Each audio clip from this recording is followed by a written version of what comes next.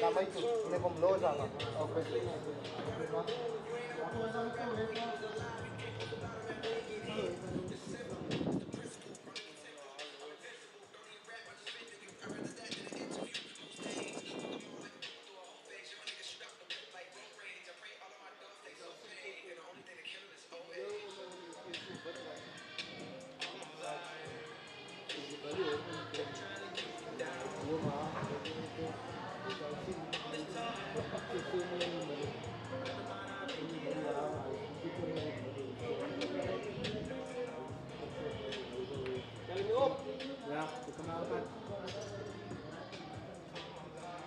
Ik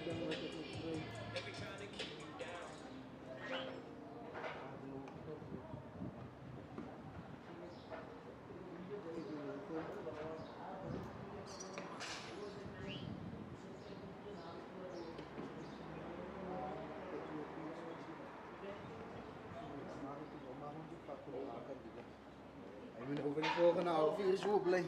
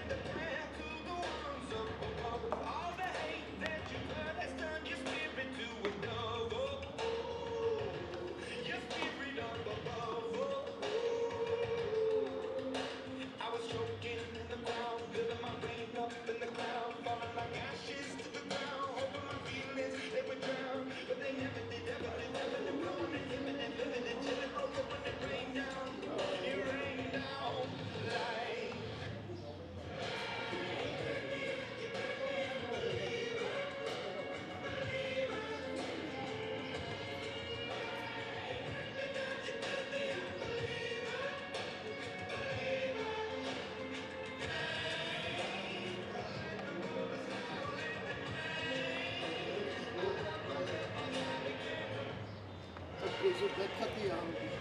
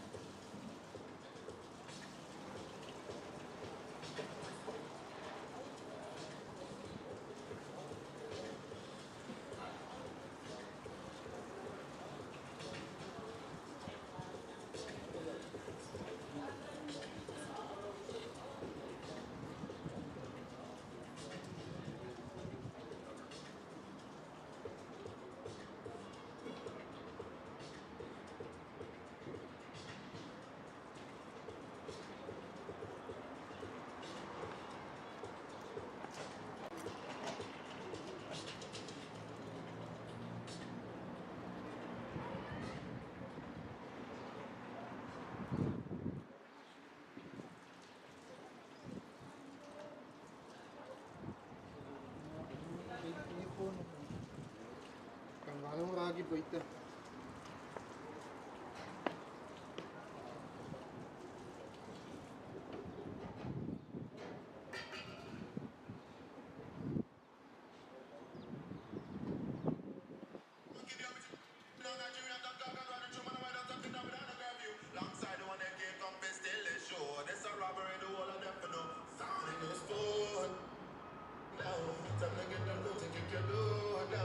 Niggas ain't running anymore now.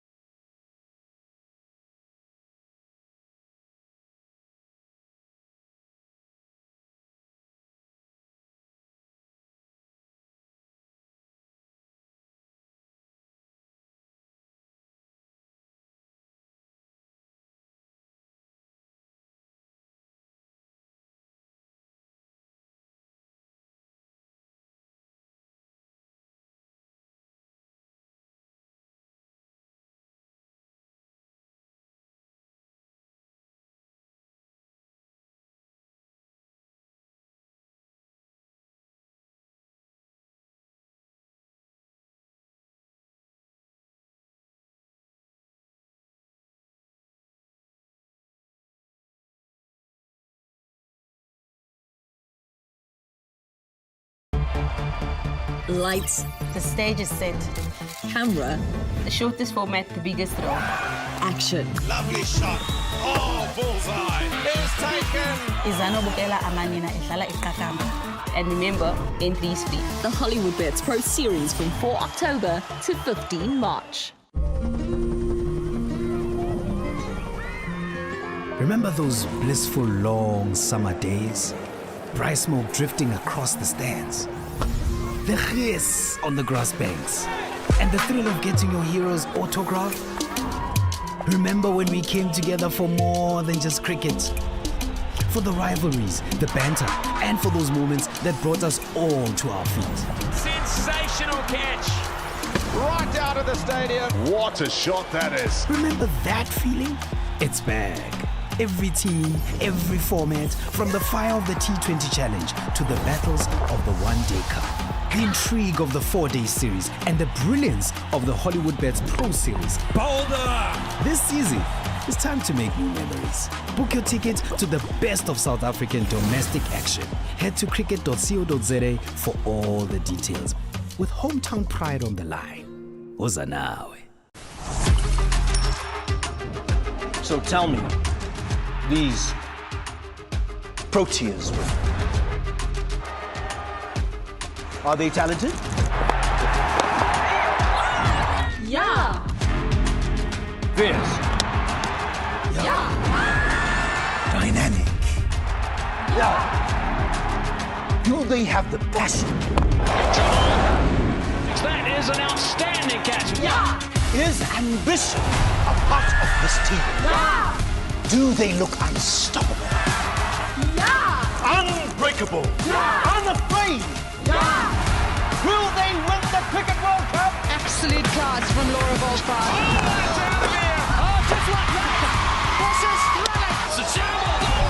This is unbelievable. This is fantasy cricket. Join the charge. Support the Proteas women on their journey to World Cup glory.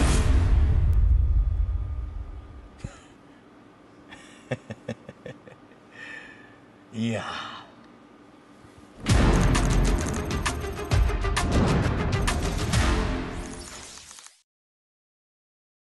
Hi, my name is Dominic Hendricks and I am the captain of the DP World Lions Red Ball team.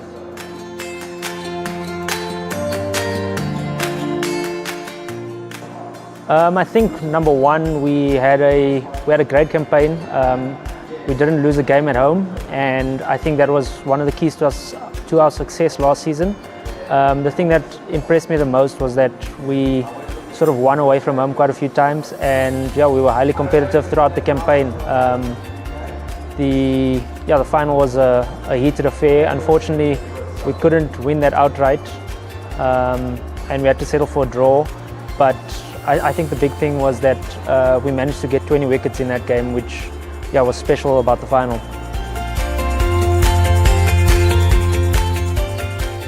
To me personally, it's a massive honour. Number one, I think we've done some good things over the last couple of years in terms of our team and our environment, making sure that our culture is really good. So again, looking forward to another successful season, and hopefully the boys can start the campaign off really well.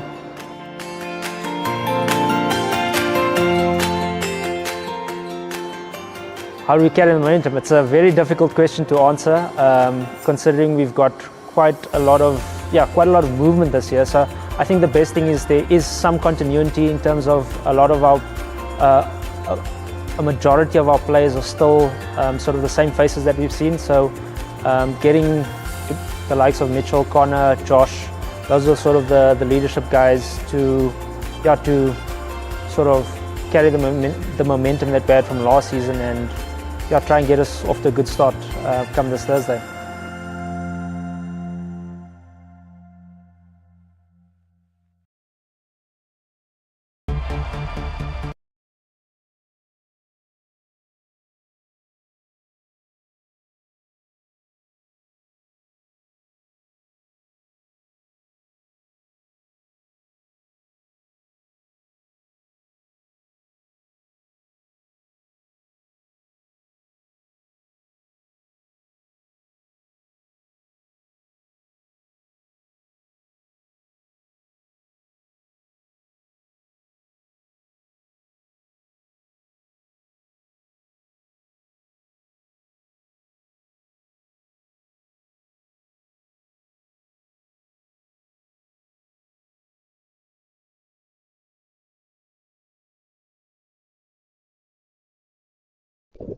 Good afternoon here from the Rec.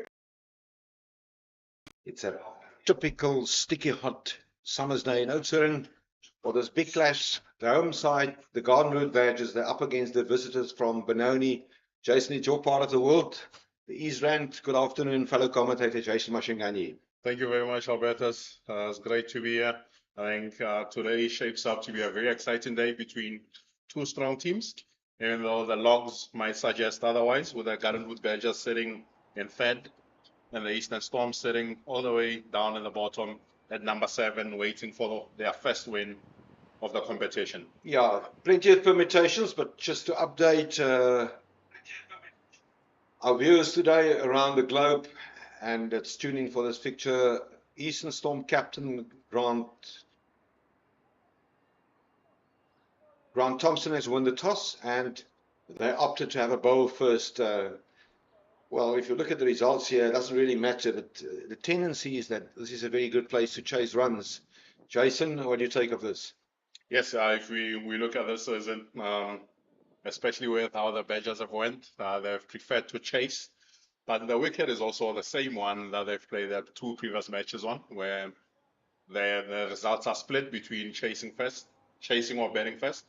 So it should be an interesting contest. Yeah, the Badgers has made 2 changes to their lineup. In the first 4 matches of the competition, they played an unchanged starting 11. Unfortunately for them, their opening batter, Ruan Terblans, had to write exams today. And then there was also 1 change. We'll just watch the first ball to be bowled by Similani. And off the mark is Yasin Vali. Liam Alder, pardon, not Liam Alder, Jade Richter comes in for the spin bowler, Liabona Malifi. It's making sense with bringing Peko Malitsane in to swap around the bowling attack and to strengthen the attack with another seam bowler. I think it makes sense to have that seam option available, especially with Peko Malitsane coming into the side. Yeah, and promoted in a batting lineup, not an unfamiliar position for Kyle Jacobs. He's done the job there previously. See this ball.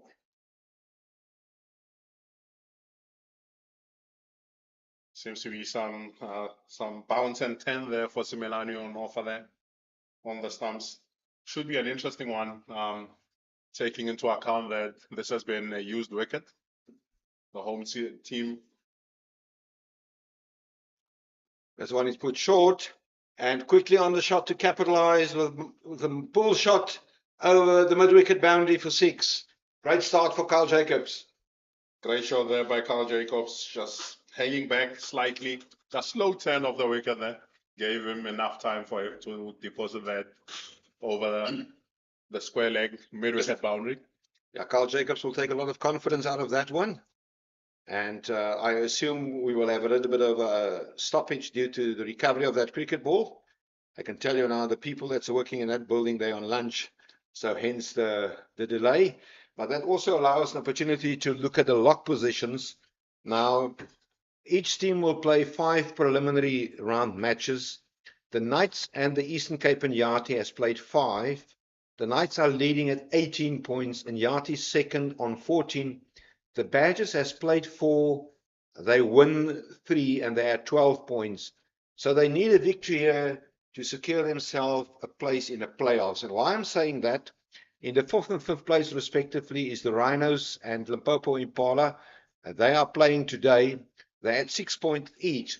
So they can still surpass the Badgers and end up on a maximum of 14 points. So this is why this match is of utmost importance for the Badgers. The Badgers, on the other hand, 2 victories here today, here at Oudtshoorn, and the one on Saturday against the Knights in Bloemfontein can take them to the 1st place on the lock.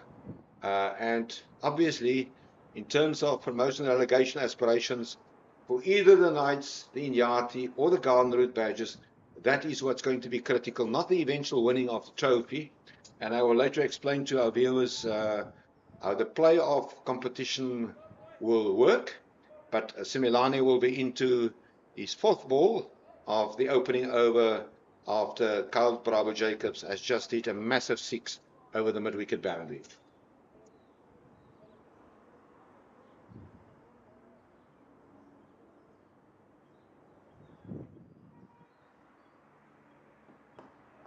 This one is hit to mid-on. On the circle, it's just a push. It's the captain, Grant Thompson. He does the fielding, and one more run added to the total for Kyle Jacobs. It was on 7, score 8 without lost.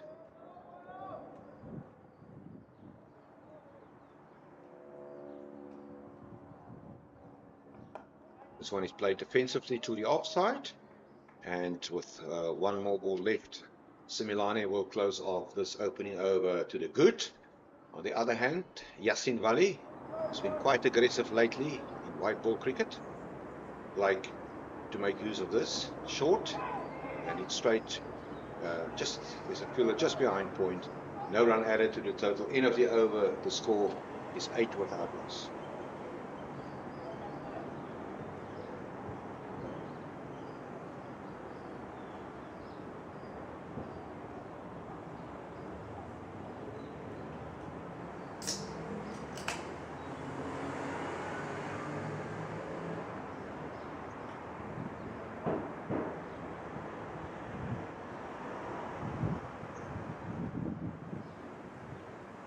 Andrew Rasimene into the attack from the commentary box end. He'll bowl to Kyle Jacobs.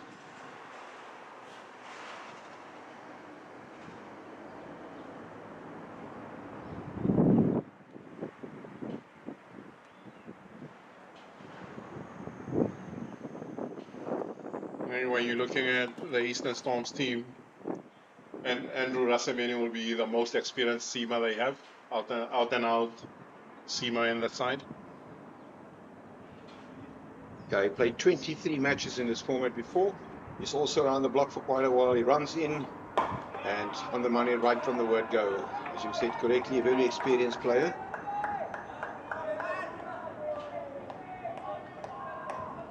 I think he'll be very happy with that start. I think on this wicket, as we've seen in previous matches, bowlers are well set, bringing the stumps into play. If you're not hitting the stumps, make sure the batter is tucked up. No width on offer. Rasimane into Jacobs, the right-hander. And this one is down leg, wired by the umpire. Keegan Williams is officiating at the commentary box end, and he called it wide. Also very important, the bowling disciplines. As the match unfolds, that will be crucial. Speaking about Rasimane, he's got a best bowling analysis in this format of 5 for 26 for Easterns against the Tuskers in Benoni last season. So he's definitely a bowler with a lot of credibility and good credentials. Straight into the bowler, just a push on the leg side, on the batter rather, and Kyle Jacobs will pick up a single, rotating the strike. Yeah, I think on Rasimene there, he's a very important element to the side. Those figures came in a campaign where they got all the way to the finals and lost to the eventual winners, the Tuskers, in the 2024-25 season in the T20 Challenge.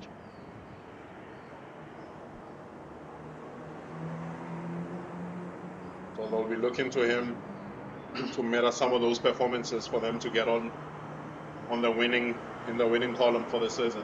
Yeah, the batsman on strike, Yasin Vale, has also played cricket for Easterns. He's on strike and try something there. Improvising umpire Williams is unmoved. He is officiating at the commentary box end, and at the Freda Street end is Karen Claster. She recently officiated in the ICC Women's World Cup that was hosted in India and Sri Lanka. On the winning column for the season. Yeah, the batsman on strike, Yasin Vale, has also played cricket for Easterns. He's on strike and try something there. Improvising. Yeah, that was missing for him by a mile there. Andrew Rasimane in. It's a very hot day here in Oudtshoorn. It's a good Yorker length. Well dealt with.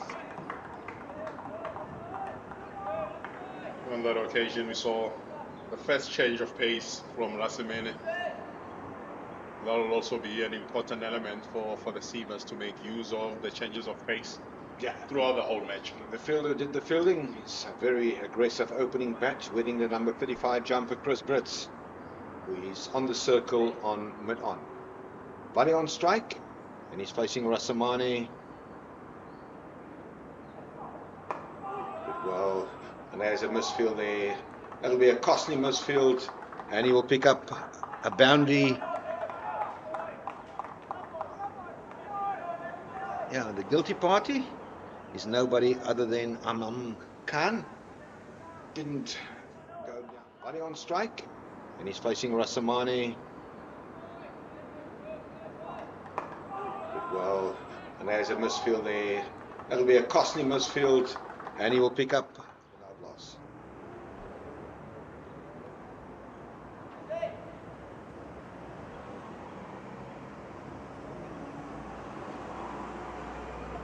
The Storm played in the finals last year. They lost against the Tuskers. And just one more delivery from Rasamani. Short, cut and a miss through the keeper. End of the over. And this season, there is no chance that they can reach the playoffs. They're in a very bad position on the lock. And the last position, as I said, but it doesn't make them a rollover today. They played 4 matches. They only got 2 points from a no-result match. They're on 2 points, and they will be very disappointed with their campaign thus far. And I'm sure an experienced coach with Jeff Toyana, this will be an added motivation today. They've got nothing to lose, to throw everything here at the Dangers. Yeah, well, if you look at the log as it is, with number 4 and 6 points, there's still everything to play for to end up in that 4th position. 2 wins for them takes them to 10 points. So they'll still believe there's incentive for them to win cricket matches here. As you see, Aman Khan into the attack, replacing Simelane.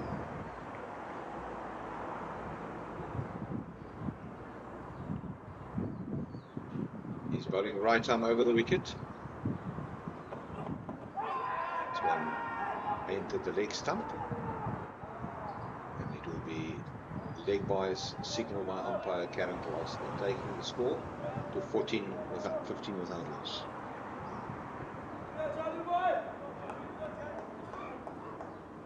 I think when you're looking at these lock standings and the incentives to collect as many points as you possibly can, taking into account promotion and relegation, there's no single match that will be a dead rubber.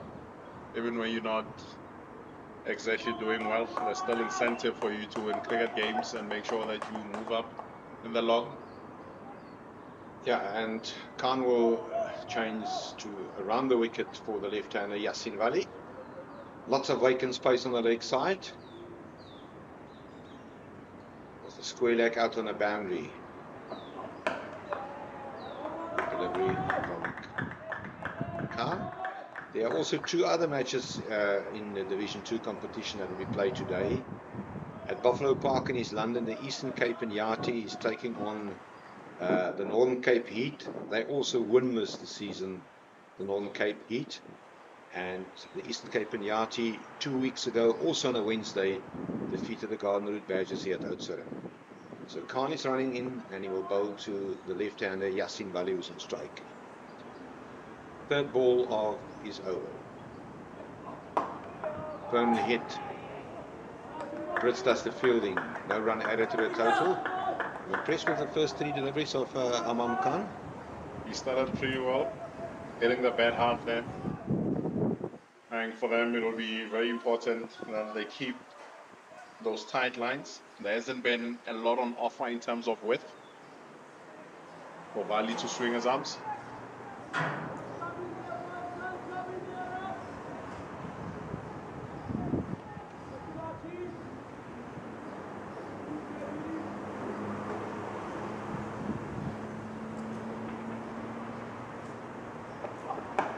Went over the top.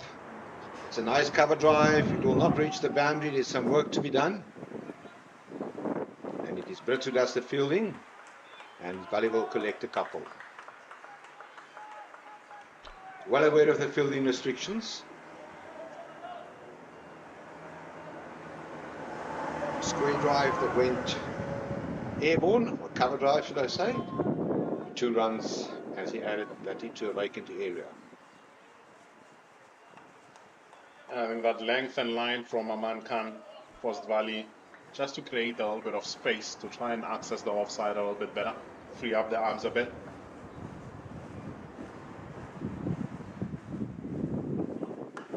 Oh, that's worked off a brilliantly executed square drive from Yasin Vali, and he'll pick up a boundary. Great shot by the red ball captain.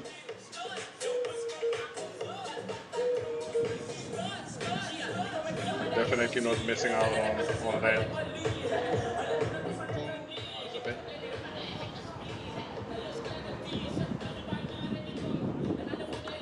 Oh, that's worked off a brilliantly executed square drive from Yasin Vali, and he'll pick up a boundary. Khan will continue around the wicket to Vali.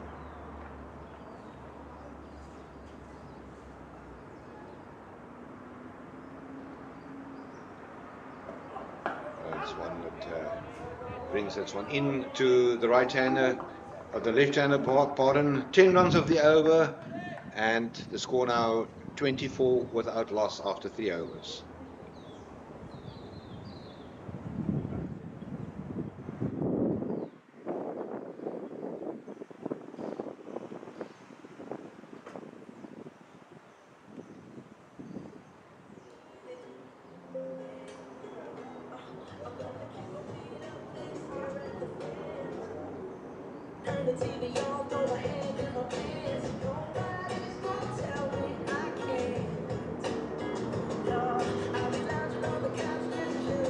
So Rasamani will continue, bowling his second over in the 4th of the innings from the commentary box end to Carl Jacobs, who's on strike. Pretty even Stevens up to now. Would offer himself some room advancing down the track. He will pick up a single as the ball is hit to a short fine leg, and 1 run added to Carl Jacobs. I think at the moment both teams are pretty equal in terms of the score, 22 for no loss after 3.1, and the plan seems to be clear from the Eastern Storm. Their seamers will try and hit the stumps and not give any width.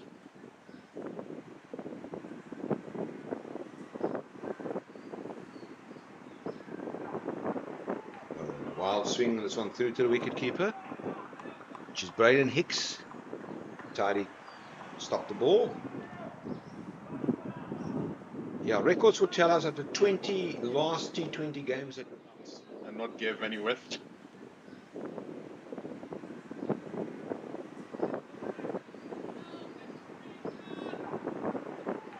Wild swing to be won by the Eastern Storm today.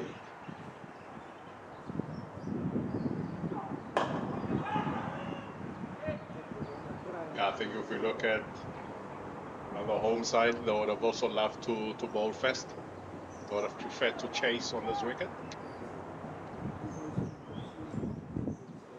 Even though this is a used wicket, it's still a good wicket to play on. Yeah, the average score here is 139, but you will agree with me, Jason. I think that 139 is a little bit below par. Lately, I would say a good average score here would be in the vicinity of 160.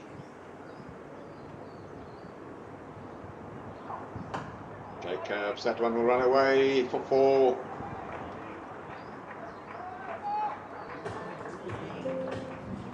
I think as we've seen in the previous games, 139 will not be enough. The Badgers will have to get a little bit more than that. A good average score here would be in the vicinity of 160.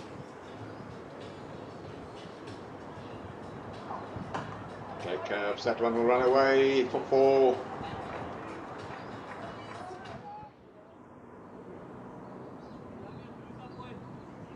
Rasamani into Jacobs. Shot in the same direction. So the fielding is tightly done, and 1 run added to a total, taking the score to 28 without loss.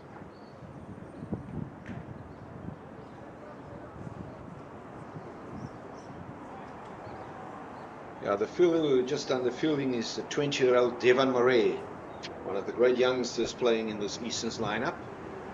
I saw him in action in the 20 2023 Kayamajola National Tournament that was hosted in Makanda in the Eastern Cape, where he played for the Eastern School side. Oh, that's a tidy shot from Yasin Vali. Good stop on the boundary, but they will pick up two. Just a bit wide-ish. It was great running between those two. Vali and Jacobs turned that into a two. As we end the fourth over, we are 30 for no loss.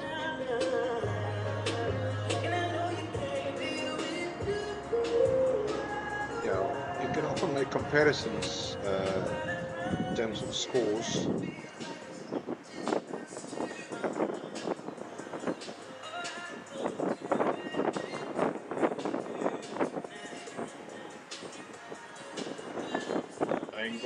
If we go back on your point around the average scores, if you look at the previous game played, Mpumalanga Rhinos made 124 for 7 in their 20 overs. They just chased that down at 16.1 overs.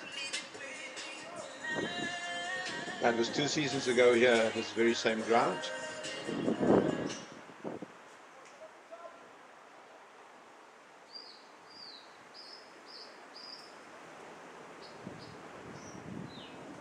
So Jacobs is on strike. Khan with his second over. He only conceded 6 runs from his opening over.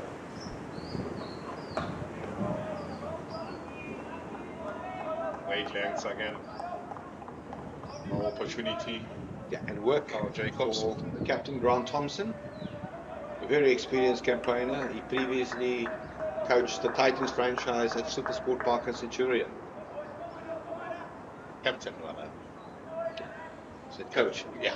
My apologies for that. He captained them. I think the coach back then was a man with the name of Mark Boucher. Yeah. So Khan in to Jacobs.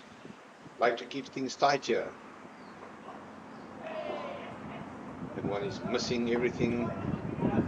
We'll keep an eye on the umpire Karen Claster. They come back for a second. And that's indicate buys.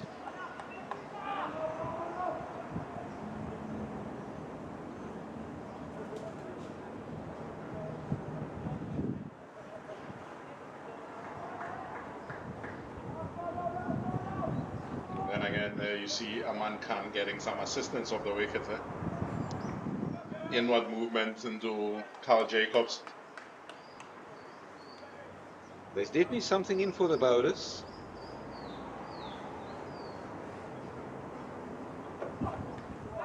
Ooh, bit of innovation there. It's put down by the wicket keeper, and that one came from the bat. Tough chance for the keeper. A great effort from Braden Hicks. You'd expect to take those every day of the week. For the bowlers.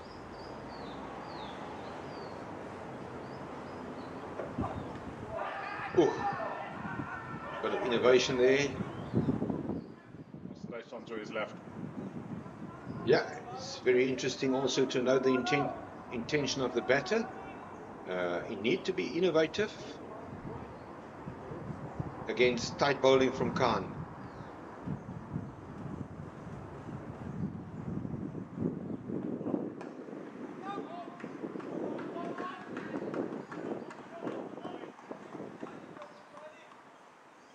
That's Ernest Kim, a very experienced player. We will definitely see him to be introduced into the bowling attack very soon.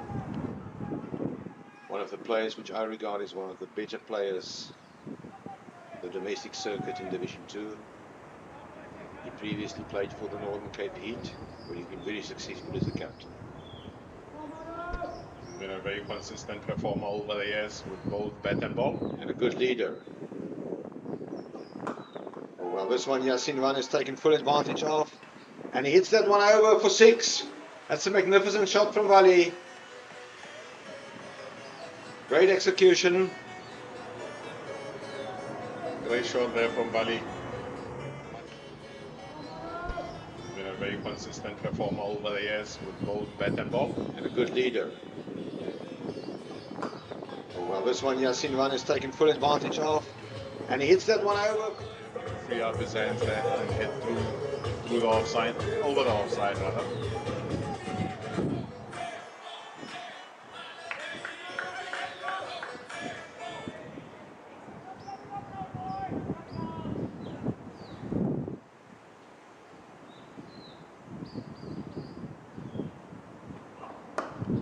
In the gap for more to Yasin Vali. That's a brilliant cover drive for Vali. He picks up a boundary.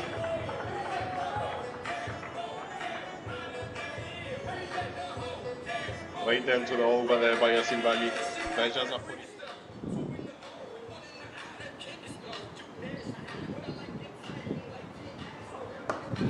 In the gap for more to Yasin Vali. That's a brilliant cover drive for Vali. He picks up a boundary. Between the Yati and the Northern Cape Heat. As we switch over, the Eastern Cape and Yati has just lost their second wicket with one ball more to bowl in a power play. The score now, Yati batting first, they are 53 for 2.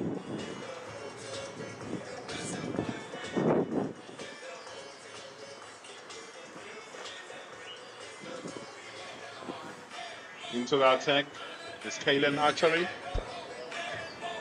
Replacing Andrew Rasimene. Kalen will be playing his second match for the Eastern Storm this format. Yet to get off the mark in the wickets column, young men.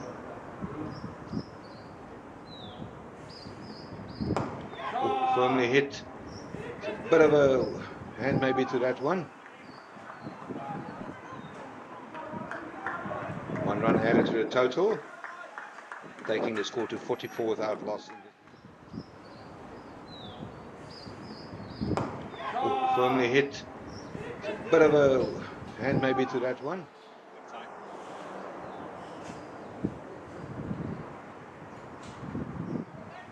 So Yasin Vali on 24 and Kyle Jacobs on 16.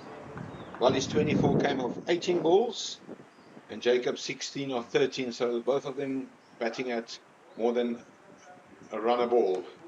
Oh, that's well played. Down there, he capitalised, got to a bat to that one, and 4 runs. That's 1 run down to fine leg for Paul. Did very well to get bat onto that. Vali's 24 came off 18 balls and Jacobs 16 or 13, so both of them batting at more than a run a ball. Oh, that's well played.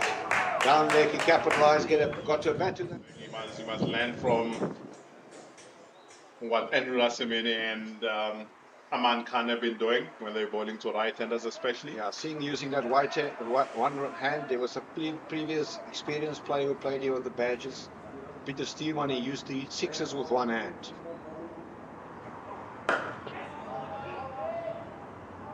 It's a single, well-run single, and that is one more run.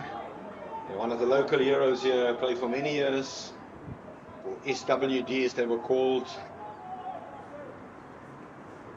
Big hitter of a cricket ball, but he used to hit sixes with the one hand. Very strong in his upper body.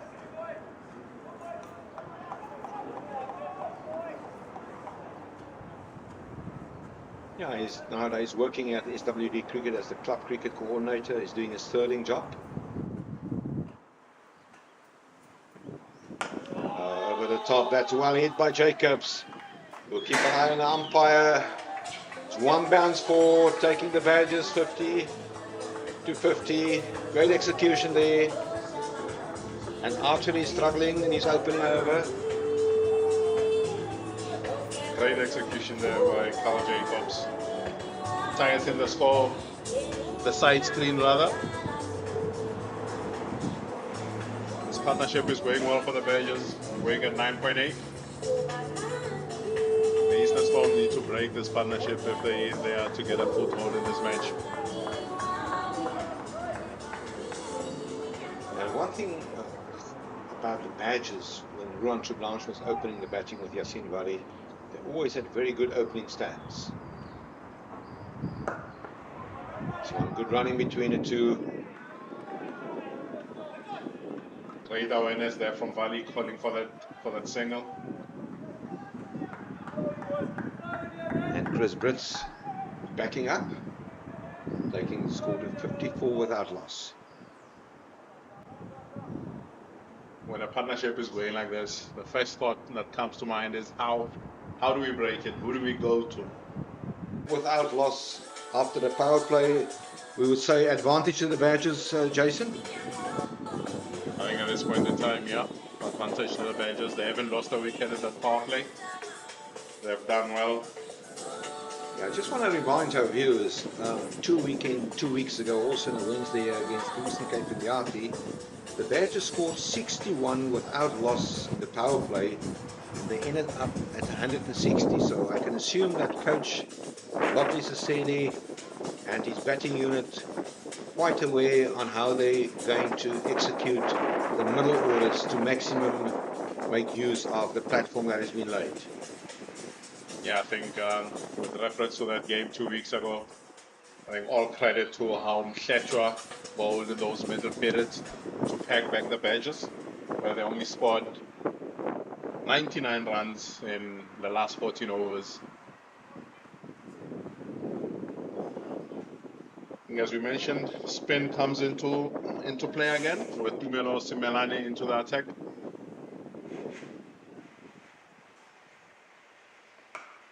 In the gap, it's work for Devan Murray. That'll be a single.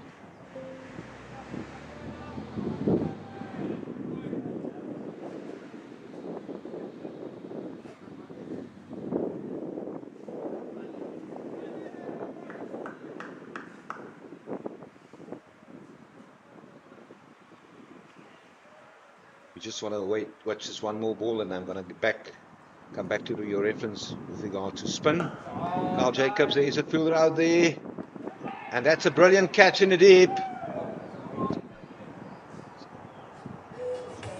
Kabelo Sekakune, well taken. That's a great catch taken by Kabelo Sekakune, one of the more experienced players in the Spinoni outfit team. Runs towards his left.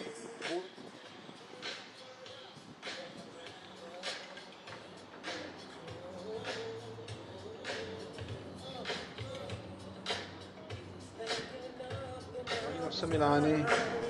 Great catch there by Sekakune, as you mentioned. But from a batting point of view, going well as the Badgers, great partnership going. You don't want to bring the opposition back into the game that easily. And it's the first ball that Carl Jacobs is facing. Yeah, we made reference to the comeback by the Eastern Cape Indiati bowling attack 2 weeks ago here. And the most economical bowling in this competition thus far came from a spinner, Gauri Molefe, on that very same day, who only conceded 11 runs in his 4 overs, and he bagged 1 wicket. And that was a nightmare for the Badgers. They bowled very well in partnerships in that game with Mhletshwa and other supporting cast. I think there's nothing that pegs back a team than wickets. Get wickets at regular intervals, you'll be able to restrict any team. Yeah, and in walks the strongly built and hard-hitting batsman who first came into the limelight through his performances in the Eastern Province under-15 side. Then he moved to Glenwood House in George, and he represented the SW under-18 team at the Kyle Majola National Cricket Tournament. But Jason, you were the coach back then. He can be a very destructive batter. Let's see, speaking after this.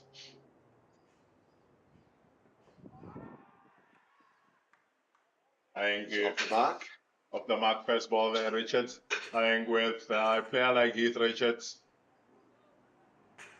a little bit of aji-baji there between Richards and Simelane. I think he needs a little bit of time to get going, get himself in.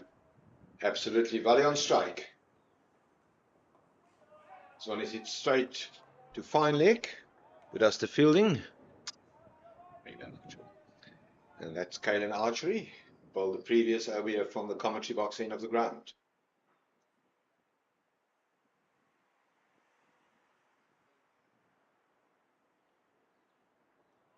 Ooh. One misses everything. Archery does the fielding. It's beaten on the outside there. Was well bowled there by Simelane. Yeah, Yasin Valley in the 4 innings thus far this season, he scored 95 runs. He always had a good start.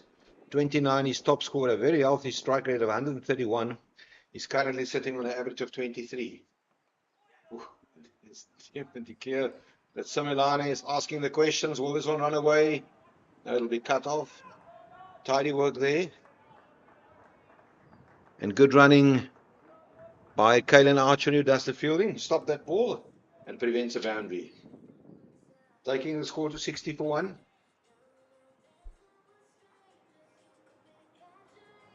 I think now more than ever, as you mentioned, Yasin Valley is at a great start. And the team will look to him to bat deep into the inning, at least up to the 15th over, and have everyone else bat around him.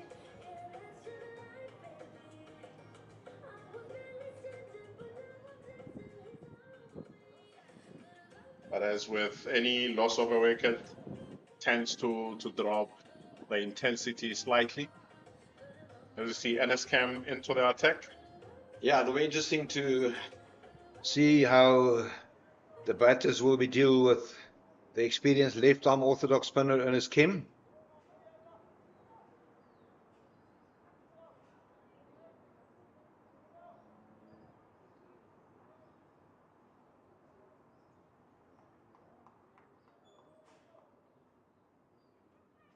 Yeah, he's played 26 matches in this format.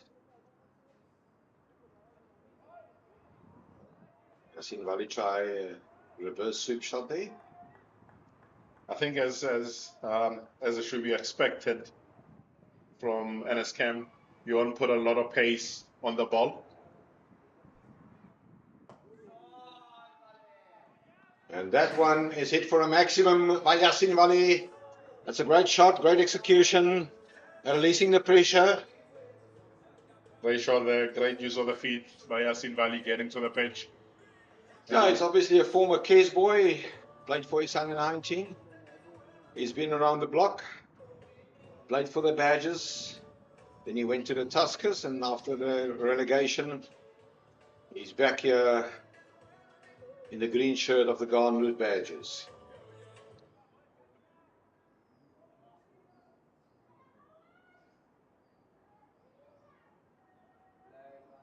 Tidy shot, he will pick up a couple. Bit of a misfield there. And just making it a comfortable couple. Great awareness there from Valley to make sure that he tends for that second one. Be easy to just close the first one and relax, thinking it will just be one.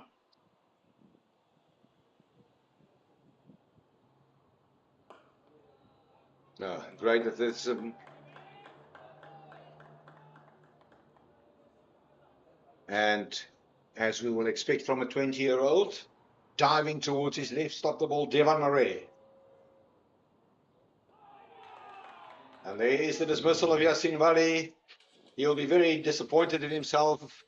And all of a sudden, 2 back-to-back wickets, and the Easterns are back in this match. I think with the pace that NSCAM bowls at,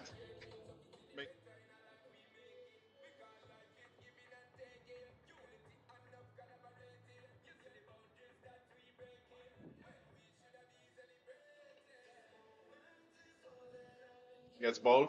Ernest Kim is a very experienced player. He will exactly know how to vary his pace on this ground. And in comes the captain, George van Heerden. After a very good start, Jason, I can assume that for the Badgers, the partnership between Richards and the captain, George van Heerden, will be crucial in their aspirations to score 160, 170 today. Yeah, I think as much as we expect the bowlers to bowl well in this middle phase, but the batters have to find ways for them to be able to put pressure on this bowling attack. I think they'll have to look for what will be the less riskier option. I think this partnership will be one of the most important ones for the Badgers. Yeah, I completely agree with you. Yasin Valley was in fine form. but he played a risky shot and was dismissed by King. Needless to say, losing 2 wickets in 2 overs will put you under pressure as a team. Van Heerden will face King.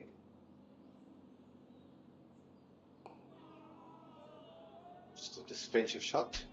Brought an end to that came over and conceded 8 runs, but he got the pricey wicket of Yasin Wali.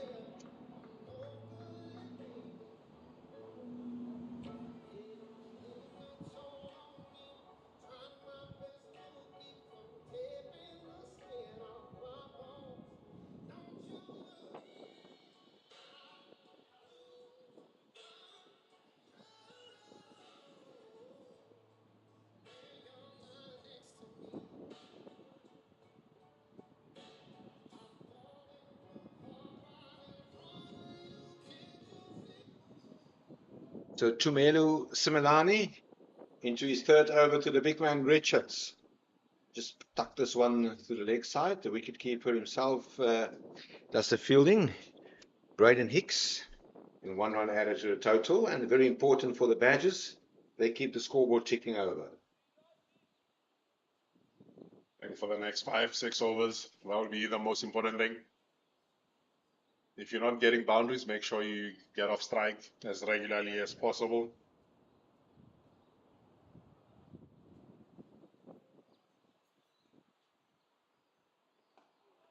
Van Heerden, his vacancy on the leg side. Kabedo Sekakuni runs in, he does the fielding, and 1 run added to the total. A dot. It's not a dot ball, it's a single. Similani to Richards. And with a bat involved, I think that one will run away. And it will run away for 4 byes. Well, not a good day at the office for the wicketkeeper, as he conceded 4 more byes. That's a very interesting call there from the umpire. Called byes. One would have thought white ball down leg side. Must have been very close to the batter.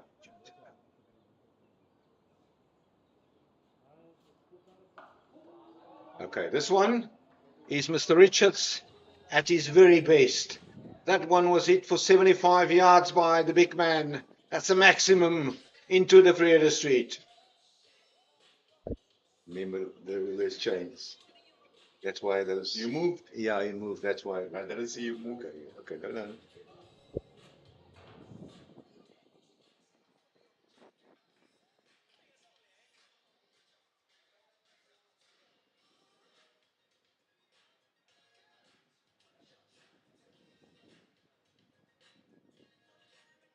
Strong hit of a cricket ball. Just hit that into the road. We get a replacement ball. Yeah, it's not often that you need to seek for replacements balls here at the recreation ground. There was a few big ones that we hit over the clubhouse. A one and only Mr. Christian Jonker, who played for South Africa, and Dwayne Pretorius, who also played white ball cricket in various leagues around the world. I can rephrase 2 players that hit that over the clubhouse into the Grobelaars River. So the 3rd umpire, a local boy, Lennon Falkwane, who's just recently completed his Cricket South Africa Level 4 certificate. He carried out the box of cricket balls.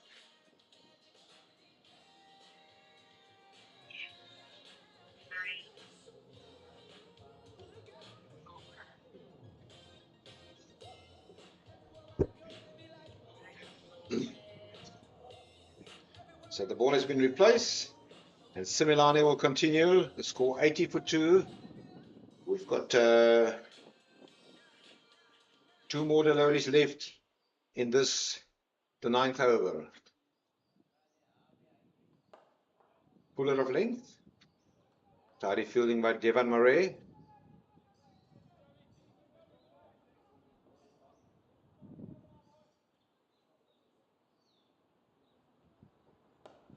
Ooh, just dropped. Short in front of Murray, but that was a bum ball. End of the over. And end of the third over from Similani, he conceded 21 runs, and the score now 80 for 2 after 9 overs.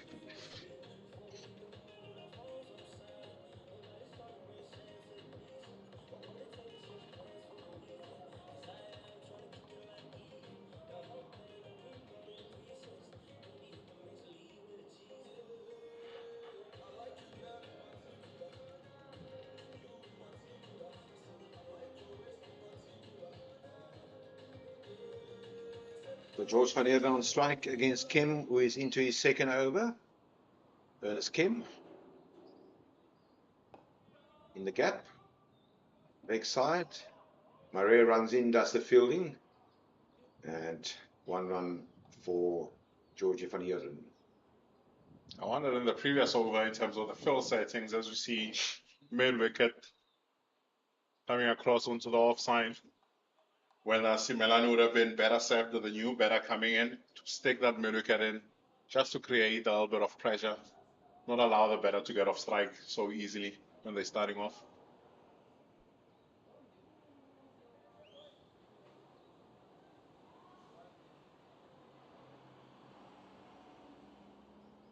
Yeah, van Heerden, who turned 22 the past Sunday, a very young, bright prospect. Forward defensive.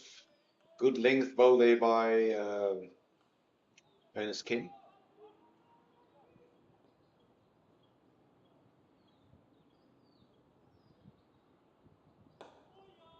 In the gap. Only be a single.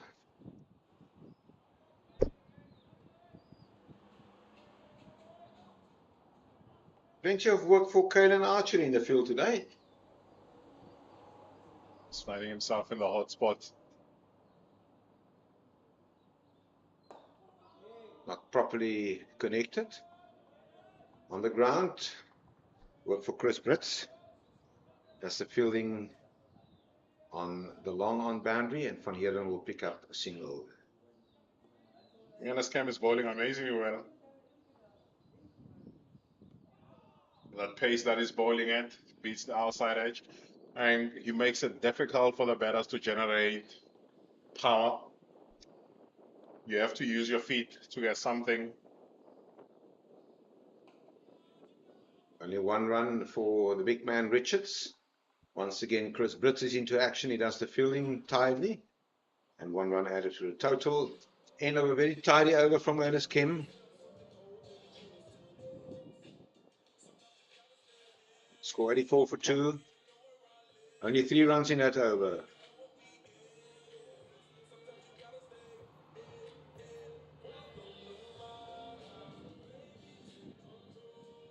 Now that's the halfway stage of the Badgers' batting innings.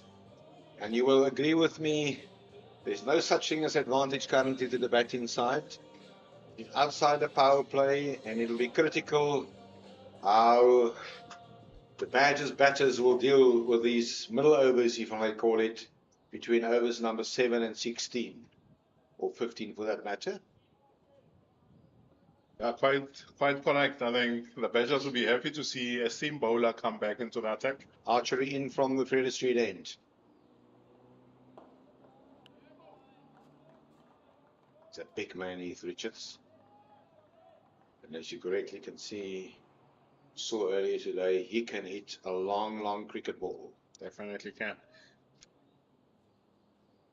I think so far in the game, we've seen that it's been more difficult to put the spin away as opposed to the seamers.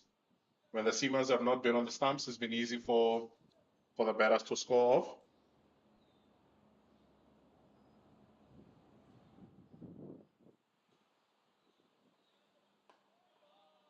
Work on the leg side. This one is hit to the mid-wicket fence. More work for Chris Brits. 1 run added for George van Heerden.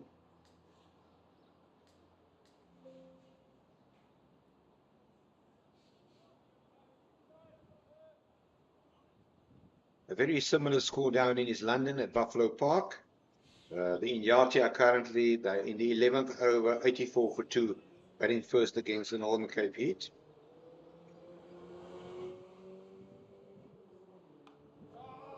See it like a tracer bullet. That's 4 runs for Richards. Plasimene didn't have a lot of distance to cover there, but he stood no chance of stopping that. That was hit very hard by Richards.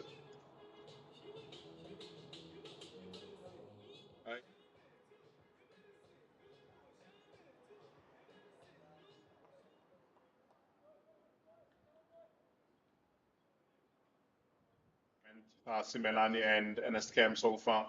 They are 2 for 33 and they are 5 overs combined. Well bowled by Archery, good comeback delivery. One had moved into the right-hander.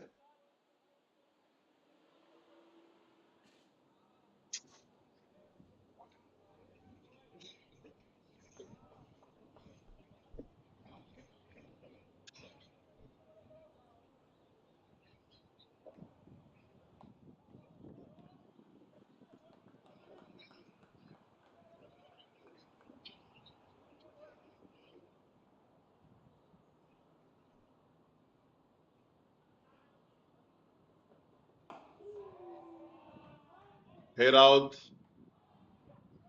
Great catch by Devon Murray. That's a magnificent catch. That is a magnificent catch in the walk. The batter himself walk. Great work from Devon Murray. That is a turning point in his game for sure. What a catch taken. Richards didn't properly connect to that one, Jason. Right.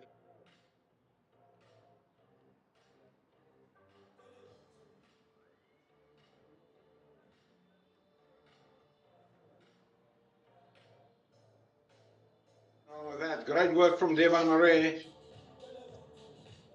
That's a key wicket from a brilliant bit of individual play from Murray. It's a 20-year-old.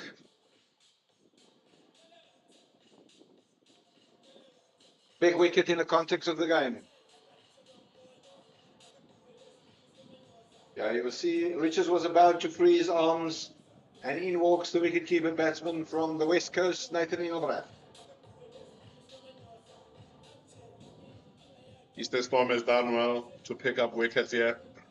From the 7th over, they've now picked up their 3rd wicket. They're doing well to break these partnerships before they can head them.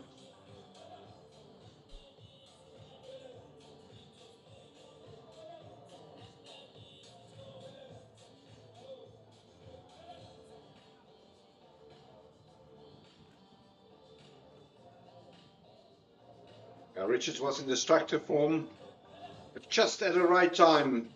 As we said, a brilliant piece of work from Murray on the long off boundary. It was hit very straight by Richards, and Murray did well to stop that ball, throw it back into the field of play, and collect the catch. Richards dismissed for 15 or 14 deliveries.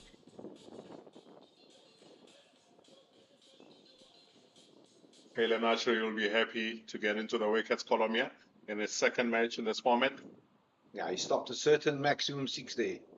Engelbrecht looked in very fine form on Saturday. Good start from Archery to Engelbrecht.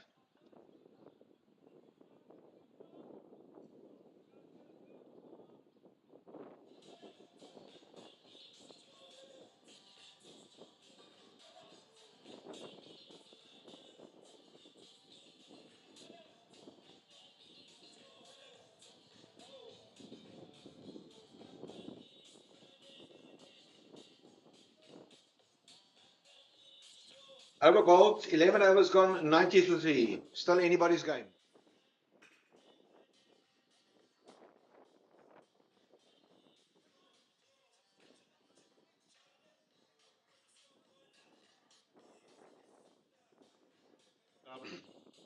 Get out and come back and complete the catch. You only take catches like that if you practice it, Jason, regularly. And he'll be one that does so much work on his fielding. Takes great pride in it, that young man. Came around the wicket. Van Heerden knocks that one into the pocket.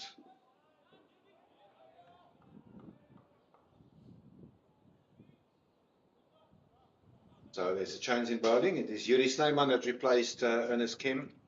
from the commentary box end of the ground. It is over number 12.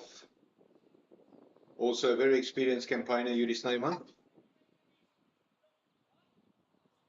He played 33 of these matches before.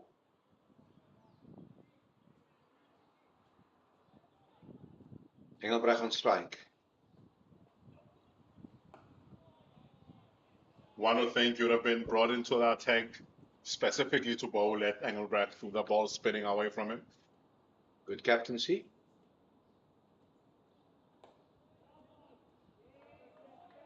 Two consecutive dot balls.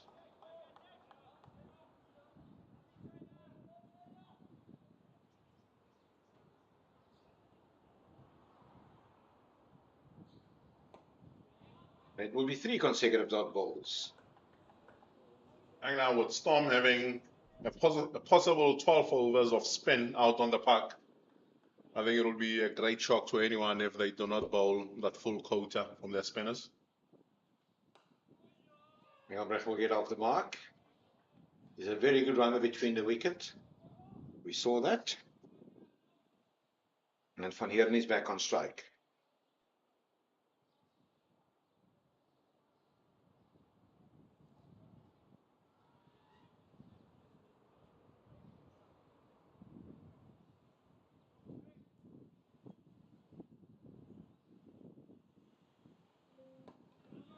Entirely intelligent cricket by the experienced Naiman, and only conceded 2 runs of this over.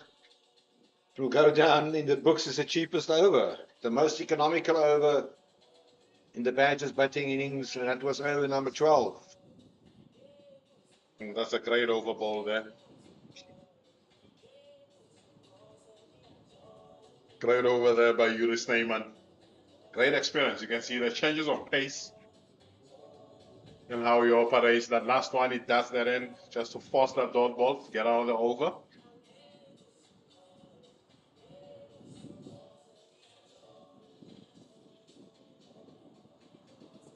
So Caden Archery, he picked up a wicket in his previous over.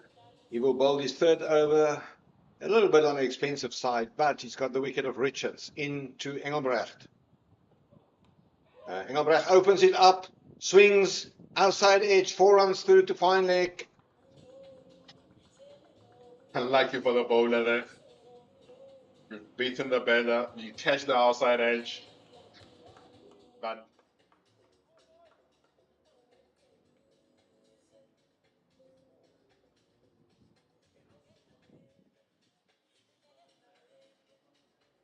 Ball. And Archery will continue. You coach Archery whilst you were at the Storm, Jason? yes, I worked with them in the academy. Dot ball, work for Chris Brits. It's great to see that he's grown as a bowler. He's finally getting an opportunity to showcase his skills on the big leagues.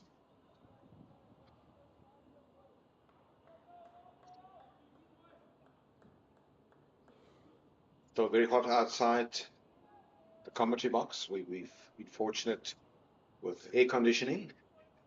Archery into Engelbrecht.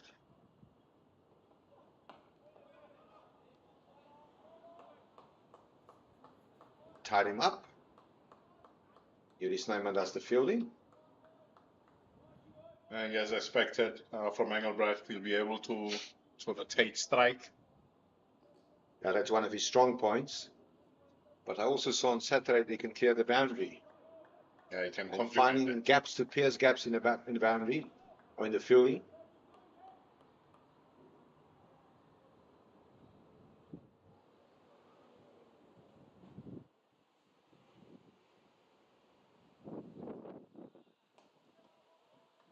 Work for Kabelo Sekakune. As Van Heerden hits that one into the pocket. I think the game plan from the Badgers will now, for these two to stick around at least to over number 15, 16. Accumulate singles and try to score boundaries in the last 5 overs. I think it's important that they do not lose another wicket at this point. Just make sure they've got some in the bank to allow them to launch in that last 4 to 5 overs.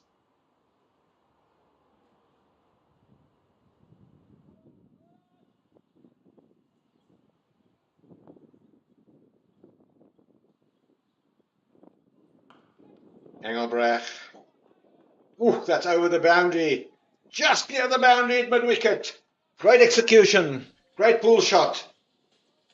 Great shot, Engelbrecht. Getting the short pitch length and is able to deposit that over the onside boundary.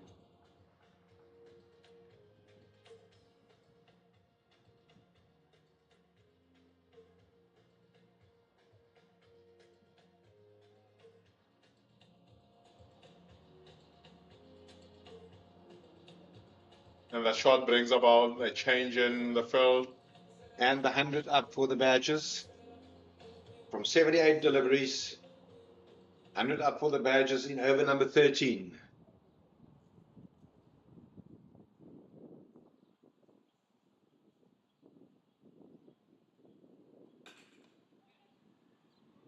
The intent was very clear from Engelbrecht. And van Heerden, almost a mix-up. Good call from Engelbrecht. Applying the very basic rule not to run from a misfield. In a situation like that, over bowled the score 105 for 3 after 13 overs.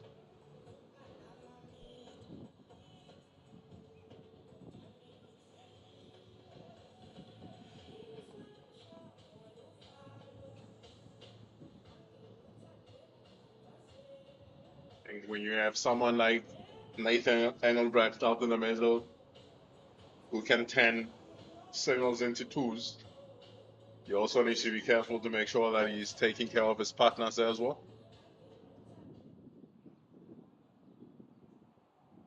So Yuri Snyman, he was very economical in his first over. He only conceded 2 runs. He will continue from the commentary box end. Engelbrecht came down the wicket. Back to Yuri Snyman. Great experience to have in a Yuri Snyman. Top order better and can also bowl. Just wide of that gully. And he'll pick up a single.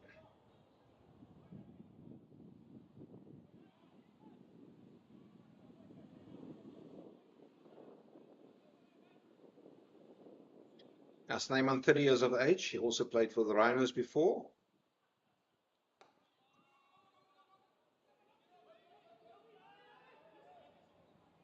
He's a first-class cricket player for almost 13 years. Chris Brett slept there, completing that fielding at long on. And Yuri Snyman has been around the block quite a while.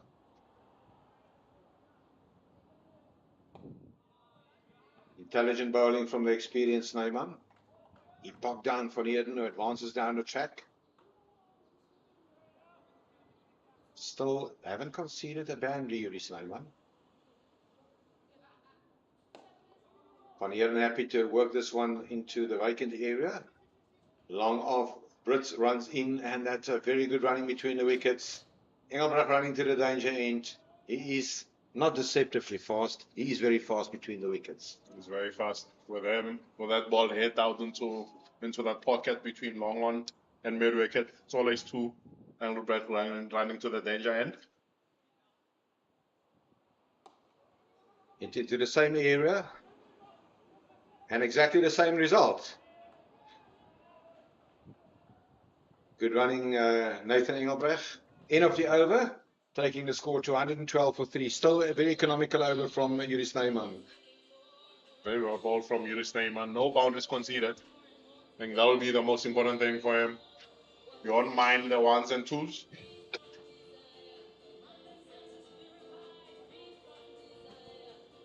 Now the interesting thing now will be in the last 6 overs, how many overs are they going to give to their seamers? It's not looking as to be the case because Ernest Kim has handed over his cap to the umpire current caster. So Kem, who conceded 12 runs in his first over, but he picked up the wicket. He clean bowled Yasin Wali when he tried to improvise with the reverse sweep. He will continue, and he's always one of those players you can never underestimate, Ernest Kem. We mentioned earlier a very good leader. He captained the Northern Cape Heat for 2 seasons. Been very successful with the unit that they put together in Kimberley back then. On strike is Nathan Engelbrecht. I quite like the field with a cover in mid-wicket. Try and stop the circles. Engelbrecht. And that's intelligent play. The catch has been taken, and that's a departure of Nathan Engelbrecht. The captain, Grant Thompson, he placed himself in that position and straight into his throat. Catch taken, and it is not Peko Moletsane who is coming out to bat.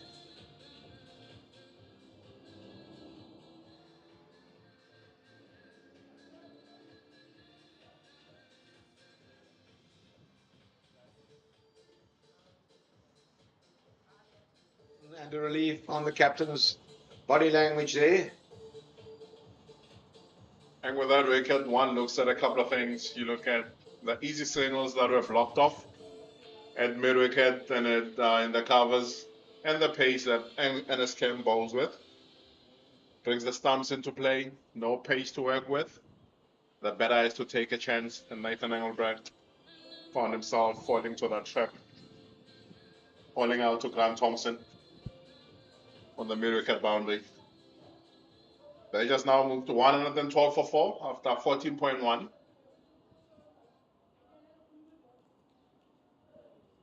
Liam Elder joins George van Heerden out in the middle. Yeah, he's been promoted up the batting order. He is a very, very good batter, specifically in the white ball format. Very innovative.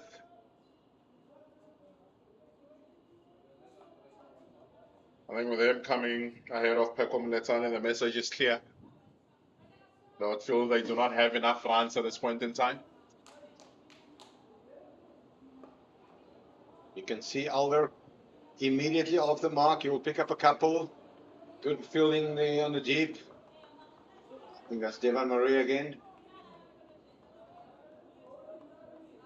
I think the Badgers will be quite mindful of the fact that 170, in my view, today should be the minimum to aim at.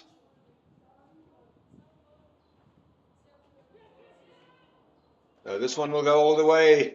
Alder picks up a 6 over square leg. The intentions are quite clear here from Liam Elder. He's not here to stick around to rotate strike. He's going to go big.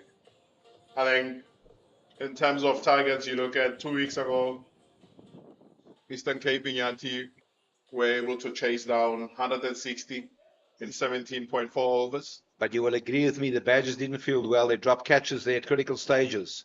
Kem to Elder. Room provided. This time he will pick up a single. Taking the score to 121 for 4. This is going to be a mouth-watering, scintillating afternoon of cricket here at the recreation ground in Oudtshoorn.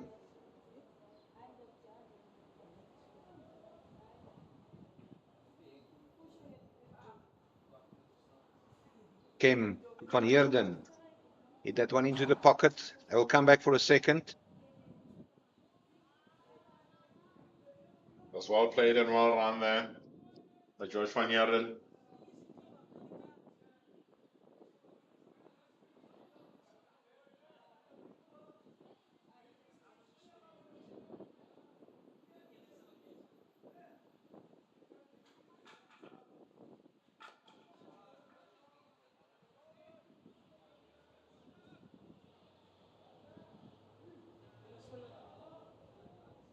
End of the over. Very good over from a Badgers perspective. Although they lost the wicket of Engelbrecht, Liam Alder comes in and they scored 12 runs of this over, which was over number 15. The score now 124 for 4. Just to go back, the batters that were dismissed earlier today after the badges were put into bat, Carl Jacobs made 21, Yassine Wali 42, Heath Richards 15, a brilliant piece of individual fielding from Devon Murray, and Nathan Engelbrecht 14. The score now 124 for 4. Van Heerden is on 15 and he's on strike, and Liam Alder is on 9 from only 3 deliveries, and Amam Khan will run in from the commentary box end of the ground. That will be a single. Chase for Brits.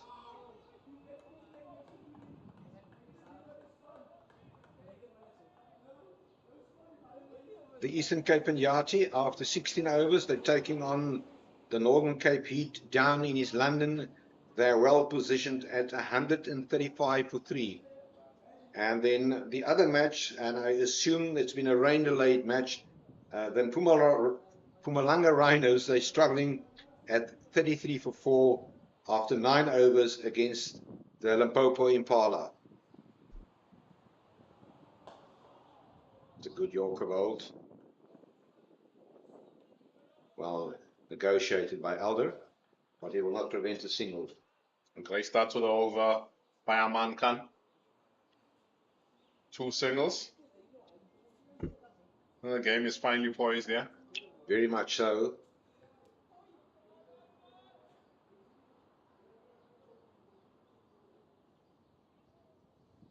At this point, you can't separate the 2 teams.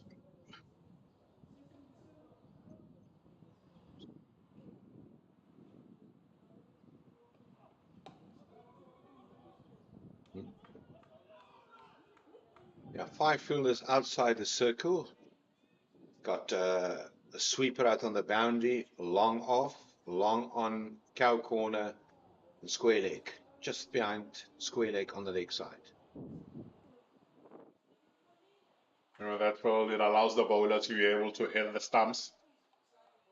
He can't miss the stumps with pace on, with only 2 guys behind square on the offside.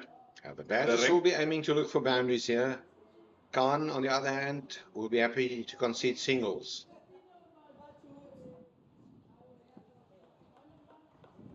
Alder will try to innovative there. Through to the keeper, X. That option is certainly on. With 45 in the ring. Just get a little bit of bet on that. Always a chance to get runs.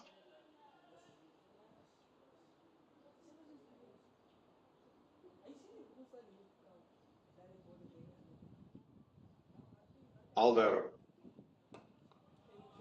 Good change of pace from Aman Khan. Clever bowling by the bowler. Very clever bowling. Intelligent by Aman Khan.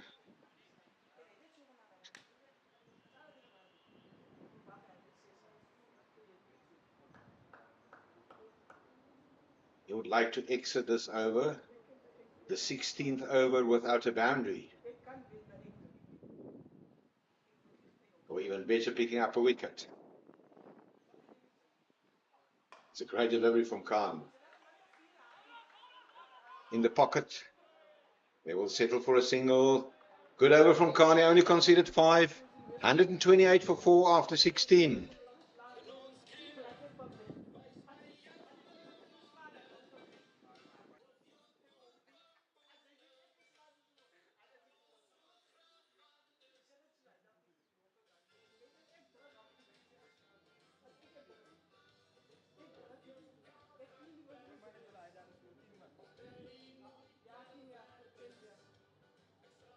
So Rasamani, he will continue.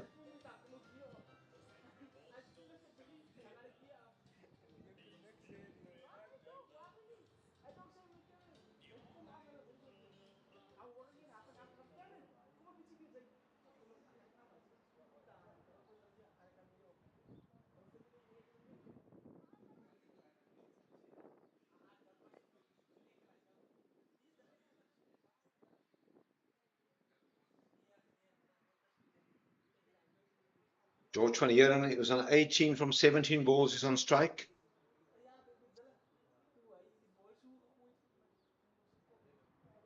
Only got 4 players, no, it's 5, sorry, outside the circle.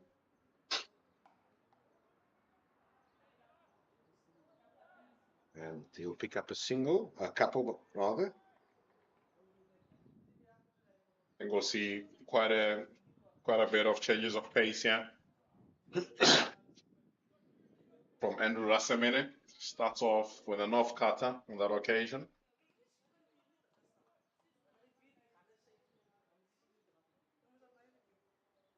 Rasamane to Van Heerden in the pocket. Will only be a single. And as Kim does the fielding.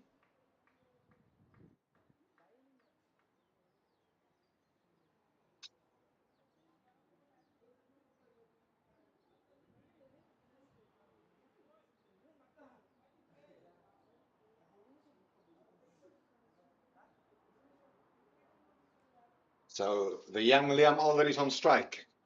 Former SA19 player. Last season he was with the Warriors in Kabeja. Hit hard. There's protection out there. Only be a single.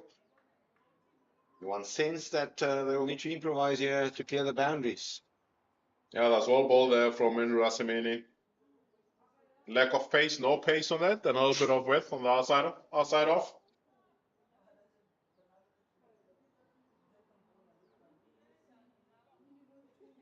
I will not like to give the batsman on strike with outside off. The extra cover boundary is vacant. Well ball. Straight wicket to wicket.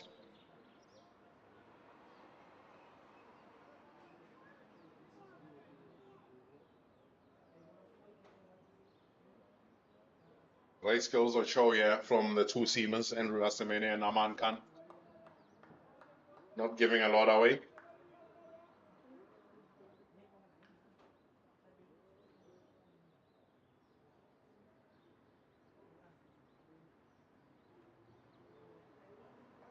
Well, that is Van Heerden. Intelligent batting, improvisation, and he picks up a 4 with a boundary over fine leg.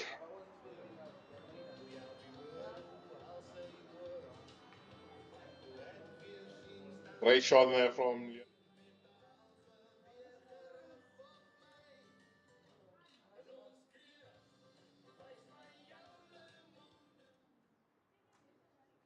Heerden. That's Liam Alder. Liam Alder, of course, shoulders a little bit more broad than those of Van Heerden. And he's also an inch or two taller than the captain. Alder on strike, Rasamani runs in. Didn't properly connected that one. Over bowled. 138 for 4, 3 overs to go. Got 10 runs of the over. And one sees that these two would like to be there all the way. There's a scorecard. Valley made 42, Jacobs 21, Richards a brilliant catch by Maria for 15. Van Heerden is the key, he's on 22, not out from 20. Engelbrecht made 14, good captaincy. Catch taken by Thompson, the captain, from the bowling of Kem, and Alder is on 16 from 9. As you see, Kayla naturally into the attack. He'll bowl the 18th over. As it is, I think one can deduce that Andrew Rasamene will bowl the 19th and Aman Khan will finish off the 20th over from the commentary box end.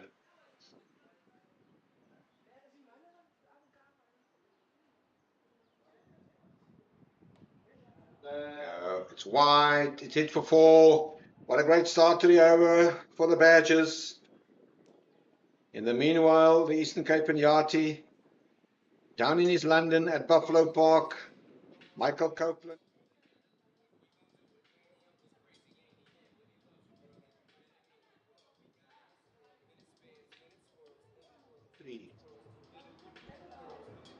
A great start to the over here by Joy van Heerden. You can see the physiotherapist, Ines van Heerden, looking on. The white brimmed hat. And all the pressure is on Caden naturally to come back in this over. Van Heerden on strike. In the pocket.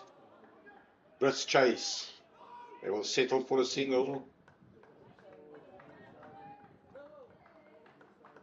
Good comeback from Archery. Bowling wicket to wicket. Was well bowled on that occasion. It is great to see the intent and the intensity that batters are running their singles with. The first one, they're always looking for an opportunity to turn ones into twos. It's been the theme throughout the Badgers inning.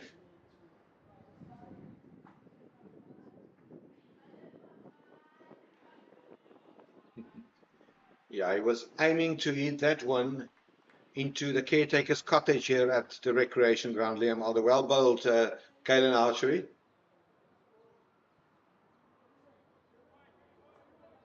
Interesting to see whether you got inside edge onto that.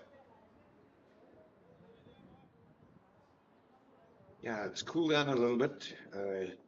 Temperature outside the commentary box is a wealthy 32 degrees, or healthy 32 degrees. That's cool in Oudtshoorn standards. Absolutely. Oh. That will count. Inside edge running away for 4. One can understand the frustration from Archery. And Alder picks up a boundary. 147 for 4. The partnership is 35.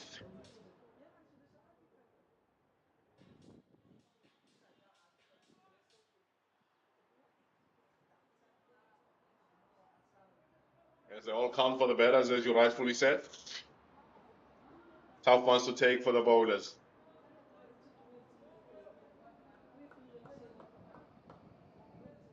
Archery to Alder.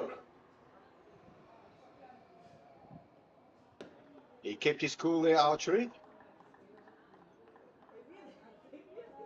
Alder is a very keen batter to improvise with the paddle sweep and the reverse sweep. As you correctly said earlier, with both square leg and third man 45 on the circle. Opportunities prevails, but it needs proper execution. Archie would like to close off his spell. He's already conceded 40 runs. Alder will pick up a single. They will settle for a single. 10 runs off the over. 148 for 4. 12 balls to go. Now the Badgers scored consistently from overs number 13, or basically overs number 14 upwards. In over number 14, there was 7 runs. In over number 15, 12. 10 in over number 16, 10 in over number 17, and 10 in over number 18. Set it up nicely. It's setting up nicely.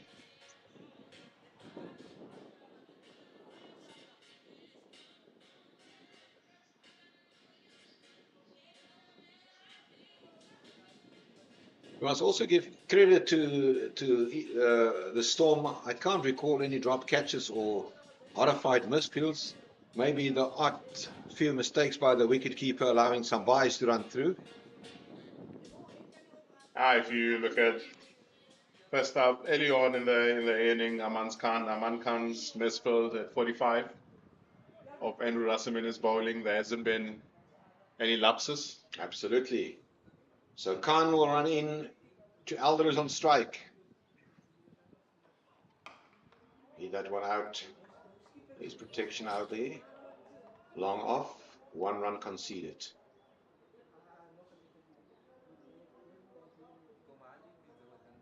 Well ball from Khan. Slow ball into the wicket. Wide. Yeah, variation of pace obviously in the execution area will be crucial also when the Badgers come out to bowl later this afternoon. It will be important to watch or learn from what the Storm has done well.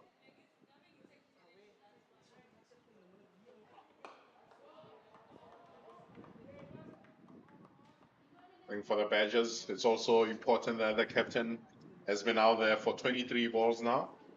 So he'll be able to tell what lengths and lines are harder to hit. So he can relay that message to his bowling unit. Yeah, intelligent young man. Former head boy at Grey High School down in Gqeberha. Also captain the SA emerging team, SA under 19 team. But our attention now is on Alder, who's facing Khan. Okay. That is a big hit. That is stopped by the trees. That is probably one of the longest hits I've ever seen here at the recreation ground. Yeah, that one was on its way to the Freda Street ground, adjacent to this ground, and a very, very big hit.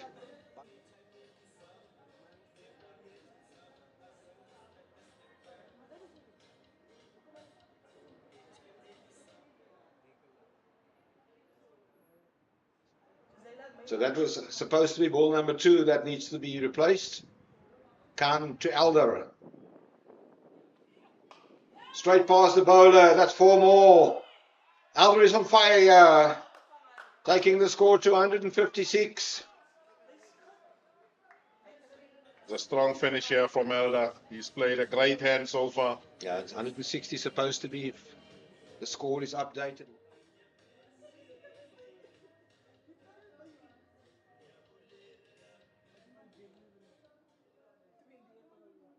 200.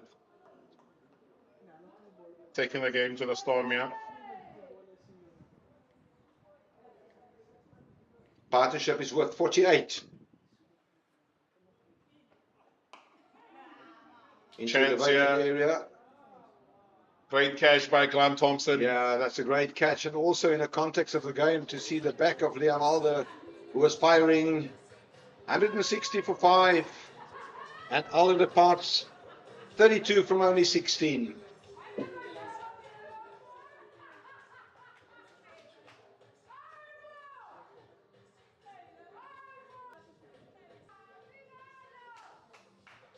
vital partnership of 48 runs for this, the 5th wicket.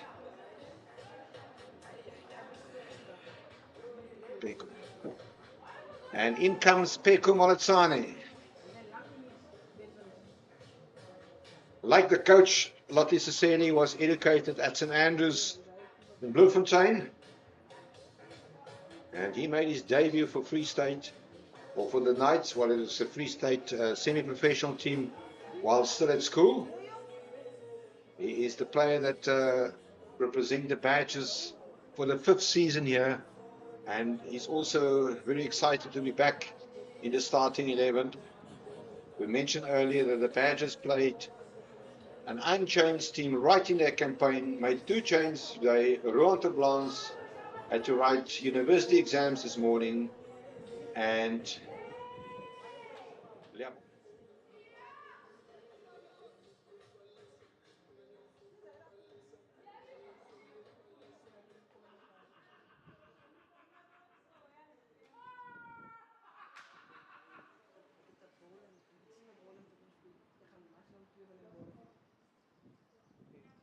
Khan to Moletsane.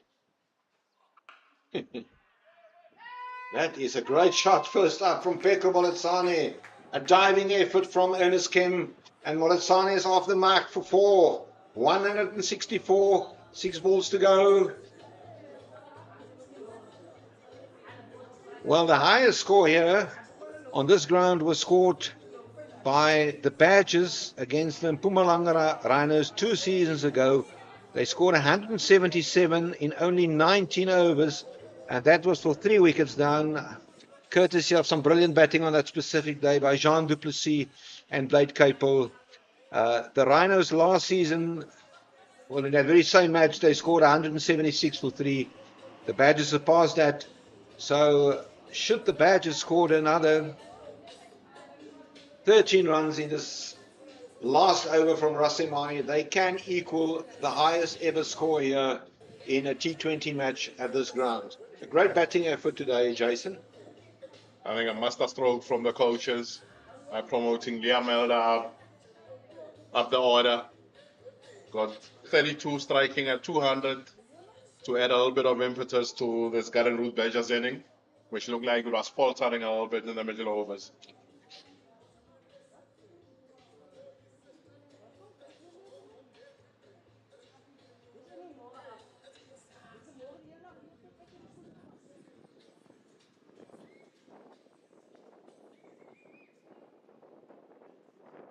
The Rassemani, the last over of the innings, into Van Heerden, was on 28 from 23.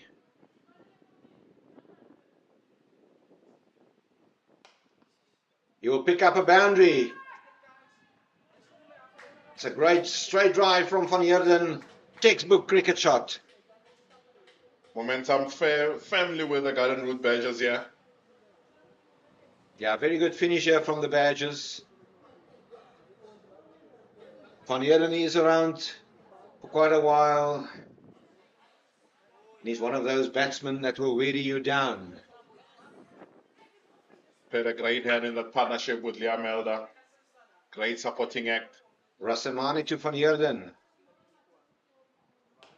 Oh, there's protection out there. Oh, what a catch taken by Chris Brits.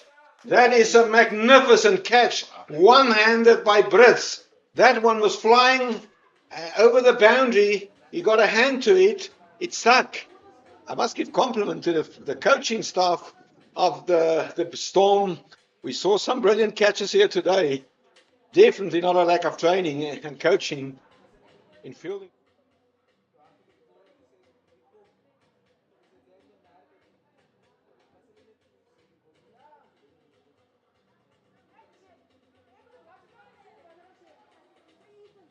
A 6 written all over it, and it was stop and in walk Banele Tele. Yeah, 2 great catches. I think there will be a big smile on the face of Jeff Tuyana. That's great work there from Chris Brits. I'll be hoping.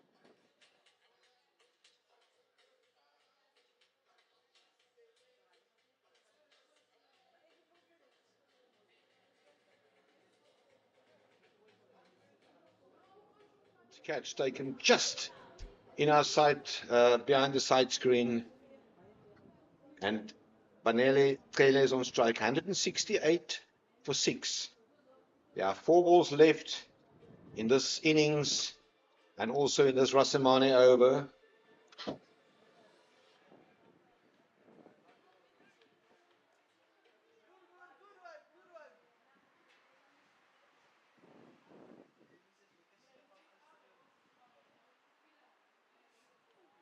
The dot ball sent down by Andrew Rassemani. A great change in tactics there. New batter in, pace on, looks for the block hole. With the set batters, he was looking more for changes of pace, like taking pace off.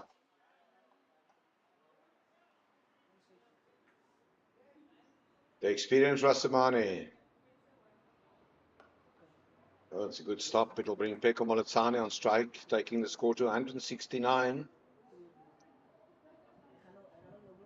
Moletsane only faced 1 ball, and he hit a brilliant boundary through mid-wicket.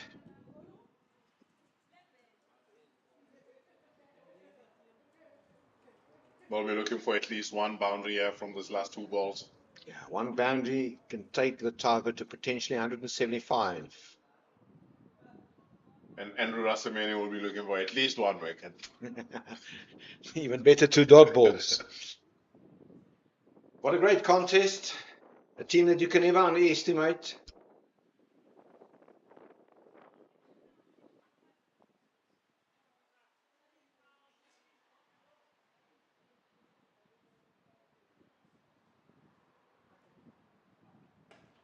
Oh, no.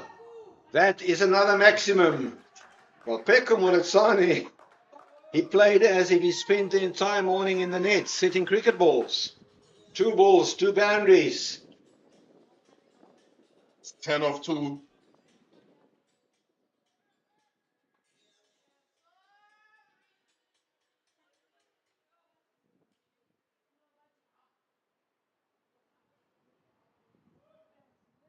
came in after Ruan de Blanche had to withdraw. Rasamani to Moritsani. In the gap, he will only pick up one. They will come back for a second. No, they will not come back for a second. They finish as 176 for 6. That is equaling the second highest score here in a T20 match. A great batting effort, Jason. I think great batting effort from the Badgers.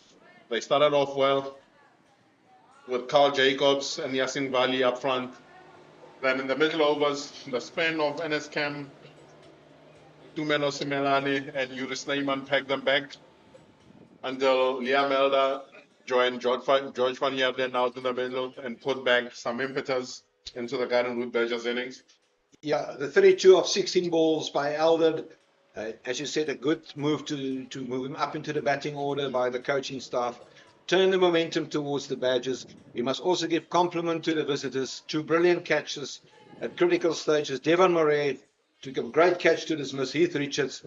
And then there was also the catch by Chris Brits to see the back of the captain, George Van Heerden. We're in for an exciting afternoon, and we will be back soon on air.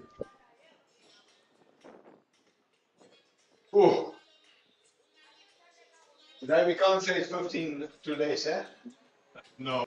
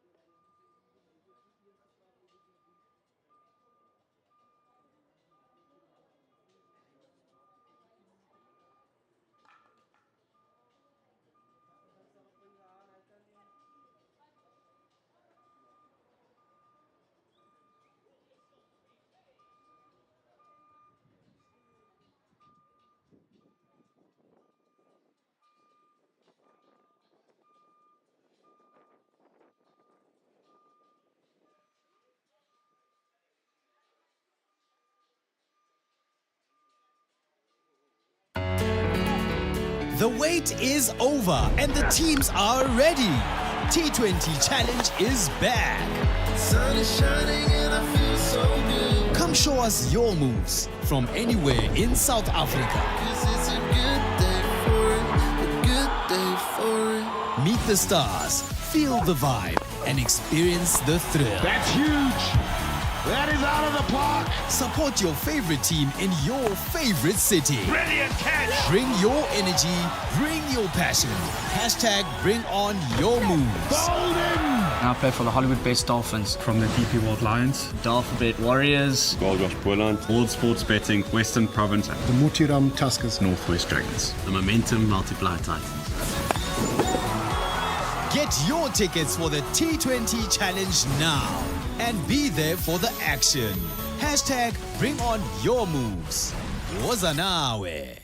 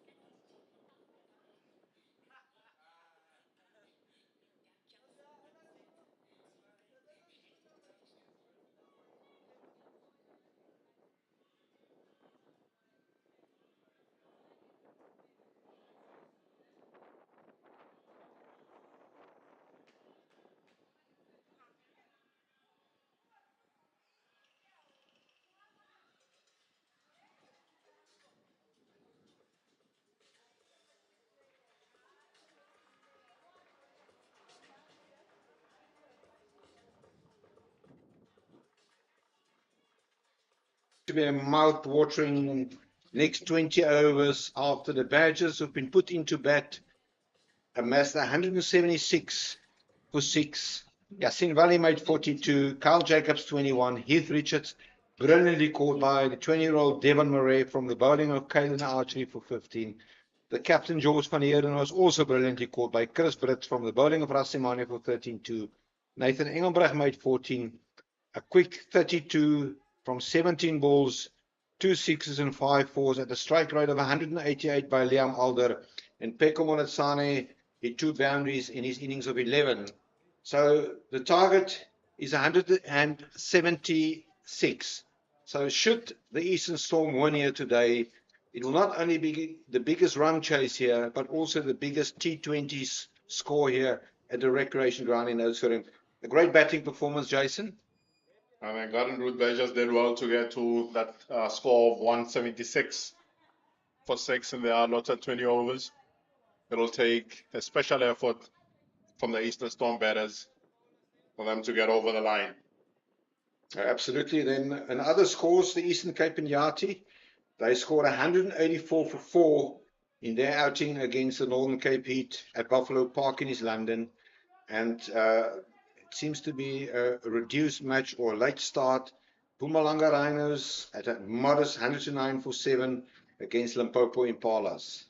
So it's all to play for here at the recreation ground in Oudtshoorn. Kabelo Sekakune is on strike and in runs Jade Richter. And Richter, oh, there was something to that. I almost said he started his T20 career with a wide, but it's not to be. Starts off with a dot ball, down leg off the pad. And the Garden Route Badgers seamers should also take a leaf of the Eastern Storm seamers in terms of hitting the stumps, tucking the batters up. Good bowling from Richter. There's a little bit of hesitation, but a good call from the non-striker Chris Brits running to the danger end, a very experienced player. And impressive start by second delivery from Richter. Great start there by Richter. Hard length on that occasion. Yeah, he's a big boy who hails from Pretoria.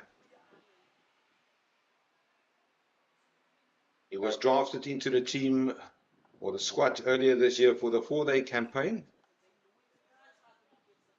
And he did an ankle injury, did himself an ankle injury, and he's back fit and into action.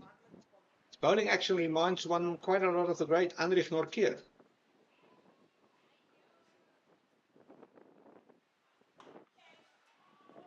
And deposited by four by Brits. He's quickly onto that. He's an experienced batter. Short of length there, and a little bit of room for Chris Brits to swing his arms.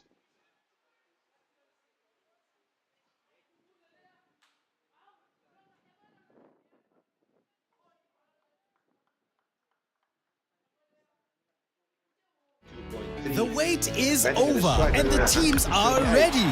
T20 Challenge is back.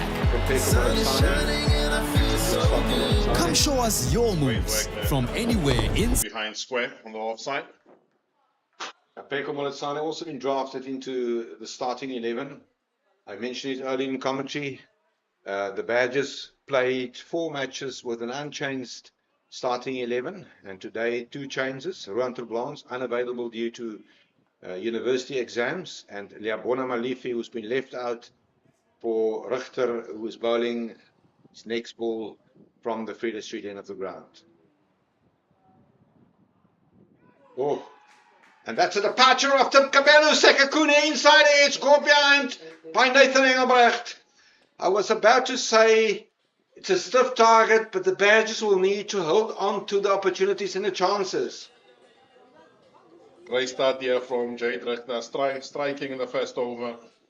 And you see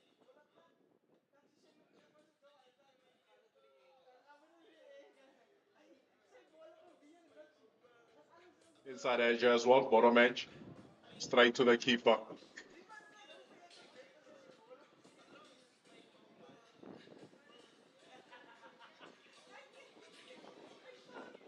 Important breakthrough. Kabelo Sekakuni. Jason, you know him quite well, and it was also 2 seasons ago here in a red ball game where he scored a double 100 after his side was asked to follow on. He's a batter that can bat long and can hit you, especially if you give him width. And on this occasion, you'll feel that he missed out, because that is his strength. Yeah, the departure of Kabelo Sekakuni brings another left-hander to the crease, the experienced 30-year-old Yuri Snyman. While he's also batting at a strike rate of 125. So it tells you that you need to make inroads in the batting lineup sooner than later.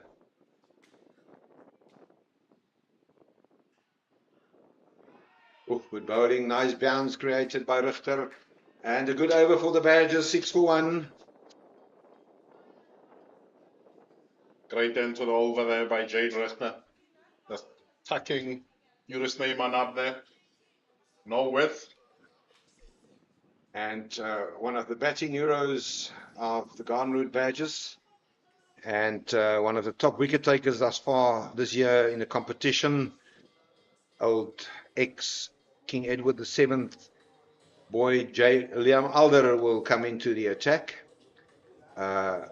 Mkhetwa currently sits on top. He bagged 10 wickets. Alder 8, so he's in second place. And Alders went at an average of 13.75 and very economical as a spin bowler, 6.87 to the over. So Brits is on strike. Long off, long on the boundary. Alder in to Brits. It's a dot ball. Because Brits will be looking for a little bit of space for him to access offside. The dangerous ball from Liam Elder is that is the one that goes straight on with the arm. Great stop there by the captain, Georgie van Heerden. 2 consecutive dot balls. We know that Brits will not hang back.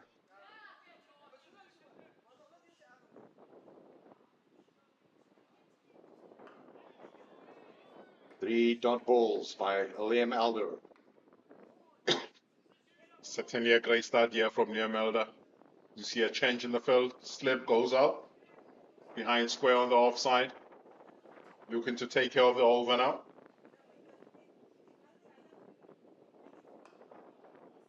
Mid-wicket Peko Moletsane runs in. He does the fielding, and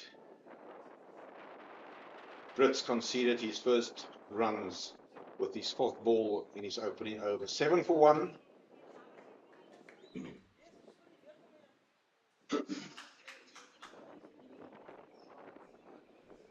The Badgers earlier today scored 100. 76 for 6. Snyman on strike. Oh, into the gap. That one will run away to the 3rd man boundary. No, there's a great effort there. Great stop, mate, and they will come back for a second. And as much as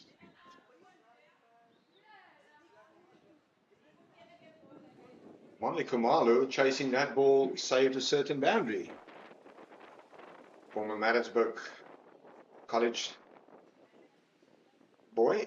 Elder, that's a quicker one back to the bowler. Over bowled. Only 2 runs conceded. 3 runs in this Elder over. 9 for 1. Pressure is mounting. And for an experienced side, such as the Eastern Storm, they will not be panicking at this point. They will not be panicking, and as you correctly say, Jason, the Badgers will need to be clinical for 20 overs. They can't take the foot off the pedal here in applying the pressure. Yeah, all it takes is one good partnership between these experienced heads out in the middle to get them firmly back in the game.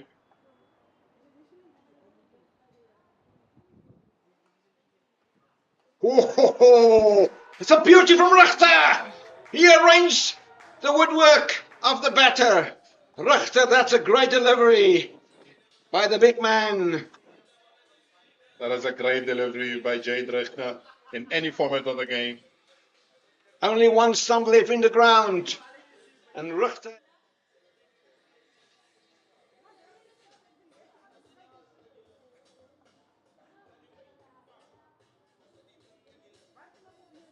Off stump.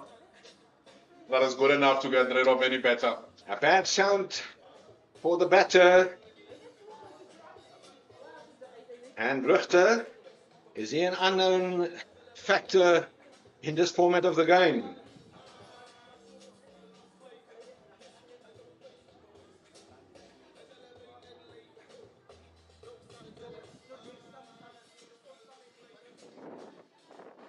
And that's a great delivery. And he will be pumped up. Certainly will be pumped up, being able to throw down such deliveries.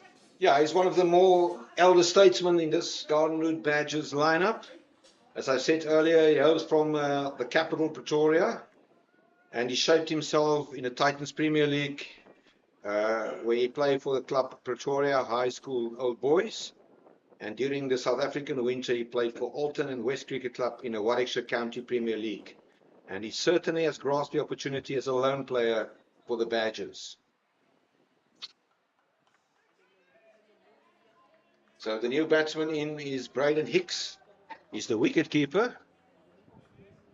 And I just checked earlier, he's batting at a strike rate of 200. Very exciting batter. Great to watch when he's in full flow.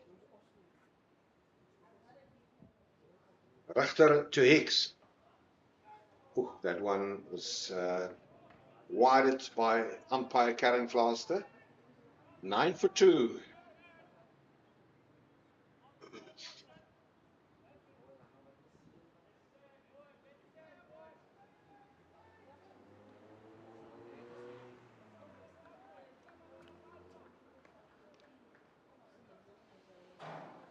Yeah, so we got Richter walking back.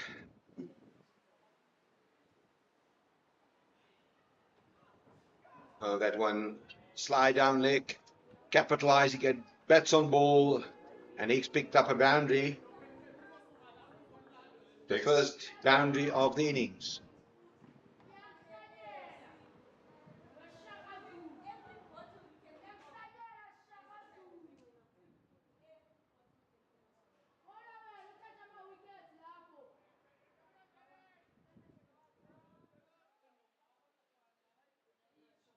Oudtshoorn, Jason, after the next ball, as you work with him most probably at the Eastern's Academy.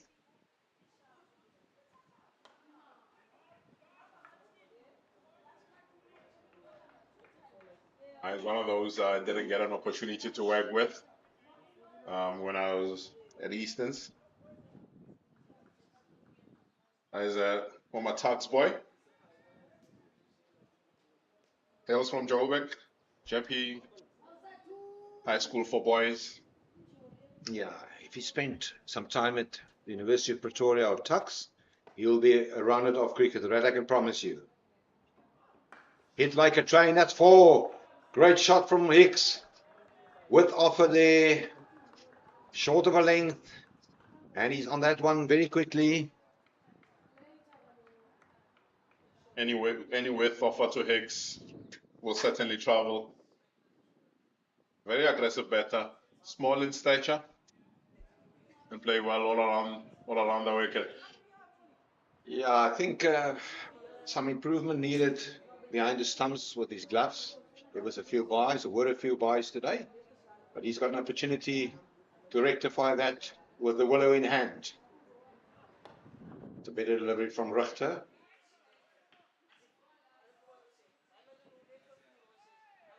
That's a better line. I think the seamers will have to stay on the stumps more often than not.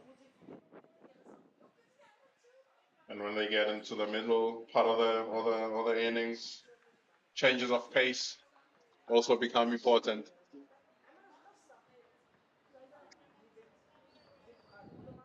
2 more balls left in this over.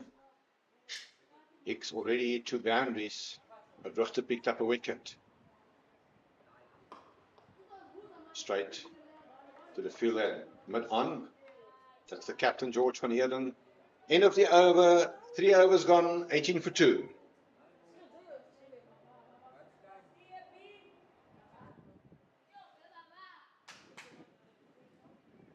And we will see a change of bowling on this the Freda Street end. The man that also hails from KwaZulu-Natal, Panele Kele. He will be introduced to the bowling attack. Also his first season here with the Badgers. Also represented South Africa at the Under-19 World Cup. And he also had a stint with the Durban Heat in the Mzansi Super League.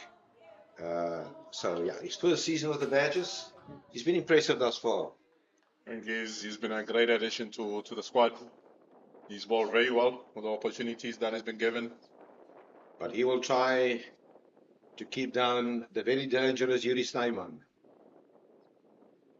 Short, hit, 4 runs. That was too short. Good start to the over. Pressure onto the bowler first up. I think that's not the length. It's a little bit too short in length. And a little bit of space.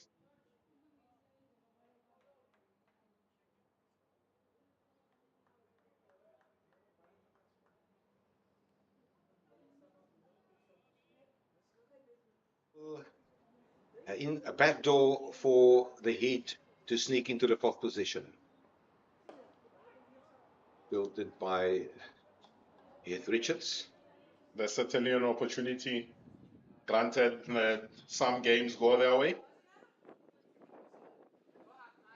But there's always something to play for with promotion and relegation also at stake. You want to make sure that you finish as high as possible in all formats. We saw 2 brilliant catches taken today. Devan Murray and Chris Brits. Kele in, short. Right into the body of Yuri Snyman. The dot ball. And with that line, you can get away with short pitch delivery, where there's no room for batters to extend their arms.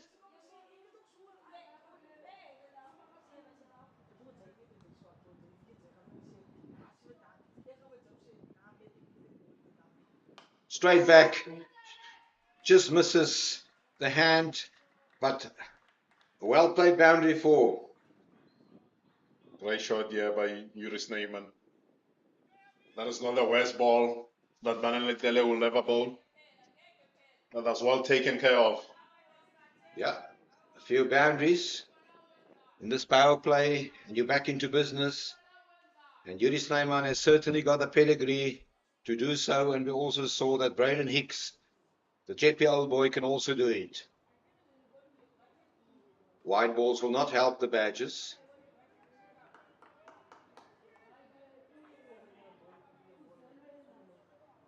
The game as it is now, we look at the Eastern Storm's batting lineup. It's a strong batting unit.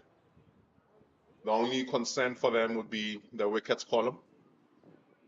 If they're able to keep that down, they can run the Badgers really close or get over the line. Ooh, good Yorker. Out to the captain, Georgie van Heerden. And 1 run added to the total. Yeah, you mentioned, and we will wait for this over to be concluded, and then we will compare the scores at the same stage of the innings. The only concern will definitely be the wickets column. They've still got the likes of Ernest Kim, Grant Thompson, Devan Murray. They're all exceptional batters to come in, who played around the domestic circuit and have proven themselves over and over with the willow in hand. Definitely. So partnerships will be key for them. Kele to Hicks. Oh, it's a good delivery. He generates some pace there. End of the over, in the same stage, the Badgers were 30 without loss, and as you correctly said, wickets in hand will be key. 28 for 2, the Eastern Storm.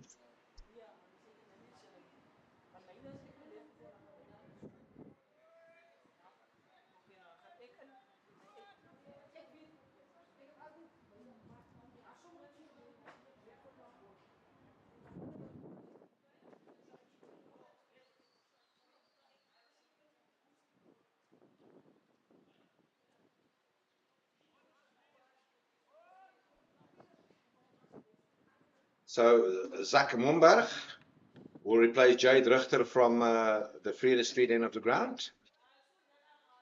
Also a young man who hails from the City of Gold. He was born 21 years ago in 2004. And he is obviously grew up in a family that appreciates sports, with cricket being a central part of their lives.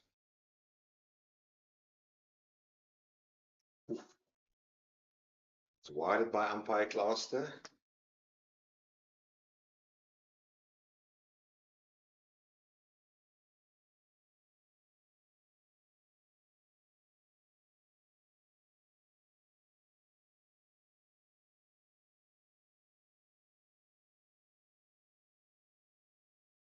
The wide rate currently sits at 9.3 per over. Momberg in to Snyman. And that's a wide. That one slipped out of his hand. So no ball off the square. And no ball called by umpire Karen Cluster.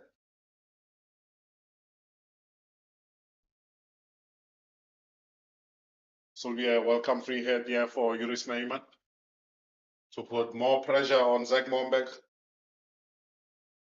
Yeah. Who hasn't bowled a legal delivery yet in this over. Yeah, this will certainly test the mental strength of the young Momberg as he runs in.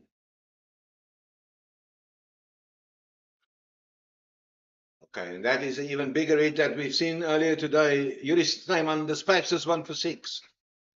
Great start to the over. Great hit there by Yuri Snyman. Momberg went full in length just to try and get under that bat for this free hit. But Yuri Snyman was good enough to deposit that over long one.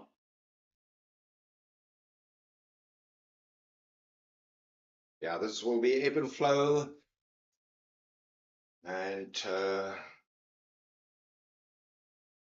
just waiting for that ball to be recovered. That might have rolled out onto the road as well. Yeah, I saw there was a pedestrian walking just behind the side screen. No, there wasn't one. Just out of your picture, is somebody chasing that ball. And it has been returned.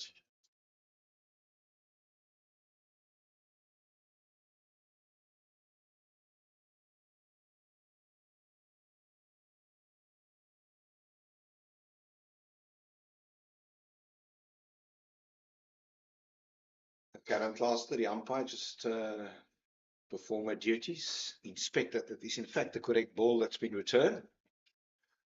Momberg into Snyman. He's under pressure here. He'll need to bounce back. Snyman is on fire. Good comeback from Momberg. That's a better line in length.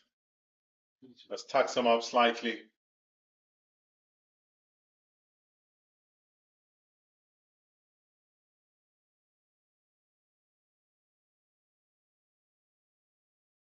Young Badgers bowlers will have to hold their nerves. There's this explosive Eastern Storm batting lineup. And with lineup Wonderland, they'll keep coming at them. Yeah, Snyman would like to continue to try to unsettle Momberg.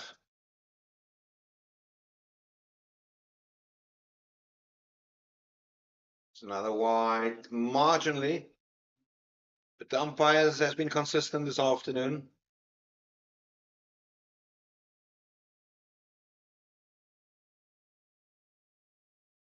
Good over so far for Eastern Storm. A very good over.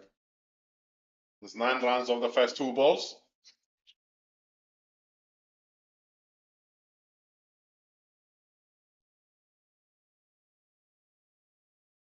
Now, this will definitely be at least a 9-ball over.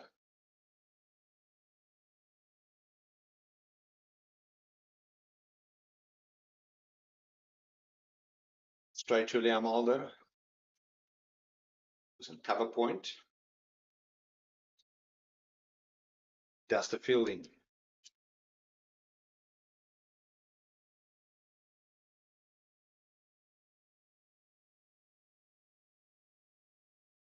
Rather say he's on cover. On the circle. Square leg. Long on the fence. Momberg is certainly missing the radar here. Should be struggling with address control. It's getting away from him slightly there. We'll see him change angles, come around the wicket. Sometimes just try too hard. Around the wicket to Snyman.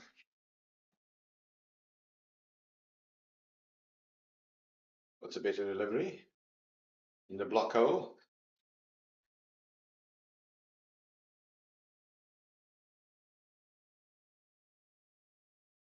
Two more balls left. You already conceded 11. The score 39 for 2.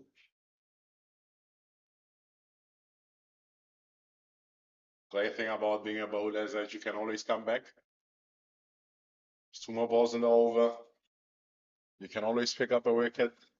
Whereas for the batters, you only get 1 opportunity, 1 bad decision, and your day is done.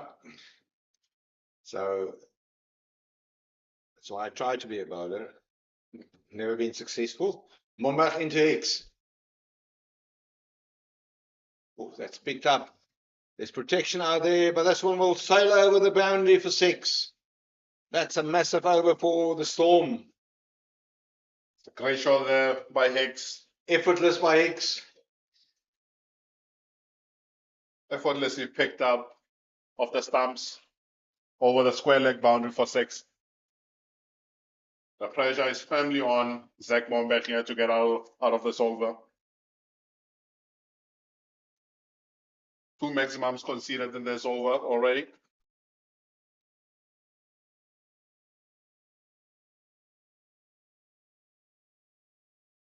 The dot ball to end the over and to stay out of the big hits. Overbowled, expensive over. 5 overs gone, 46 for 2.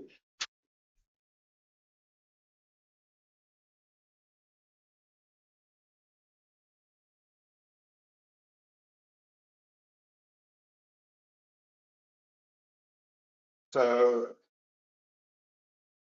Jade Richter will come from the commentary box in to bowl the last over of this power play.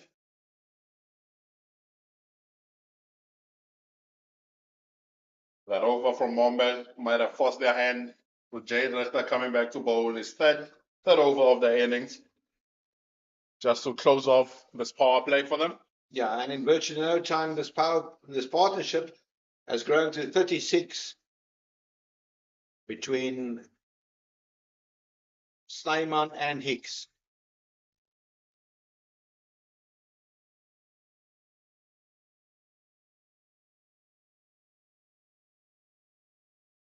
Richter into Snyman.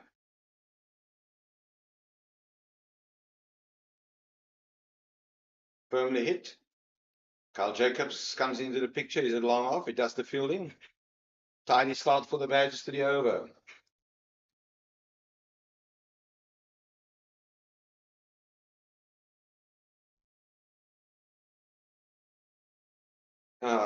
Also just want to say thank you to our technical team headed by Damien Riens, doing a great job here to give you this wonderful production on YouTube via Pitch Vision.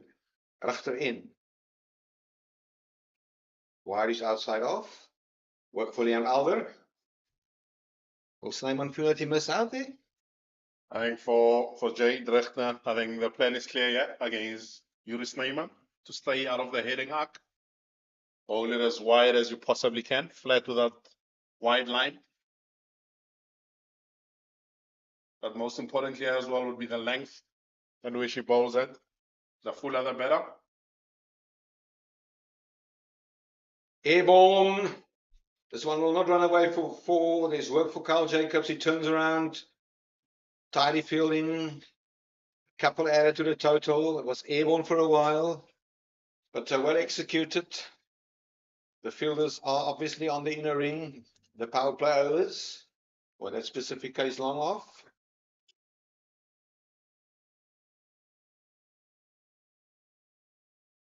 Snyman is back on strike. He stands very open. Oh, it's a good bouncer from Richter. That's a very good bouncer by Richter. Great option there by Jay Drechtner. Just keep him honest there. Just land you onto the front foot.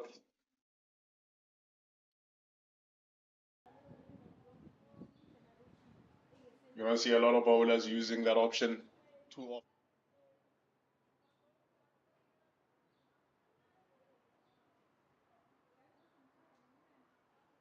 Arsenal.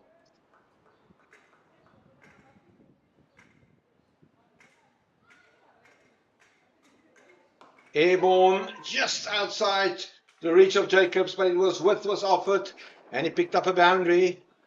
Great execution by Yuri Snyman. Wrong length there, got the length wrong. The plan has been clear. Take it up.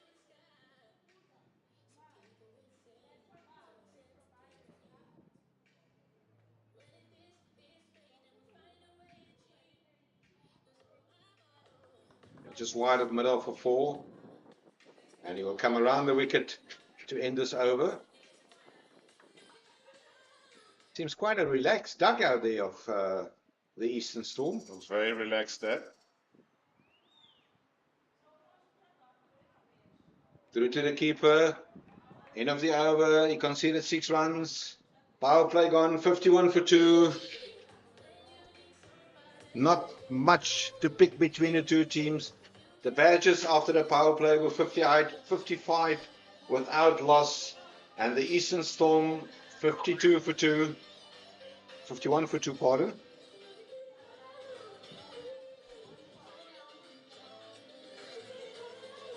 Still a great game on our hands, yeah.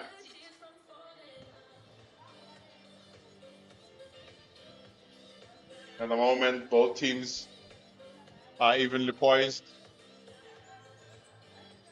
So Bonele Tele will run in from the Freire Street end of the ground.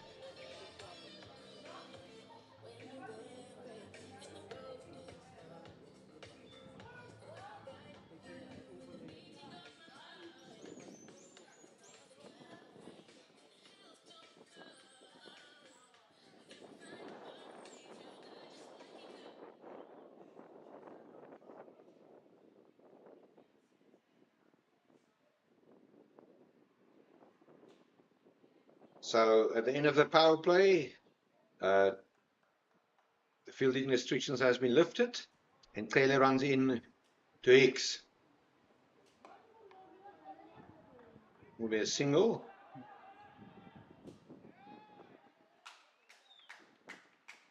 Sound start by the Northern Cape Heat.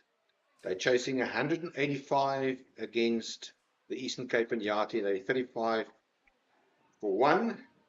And Limpopo Impalas up against Mpumalanga Rhinos. The Rhinos scored 123 without loss. Limpopo Impala 1 without. 123 all out. Limpopo Impala 1 without loss. Clearly around the wicket.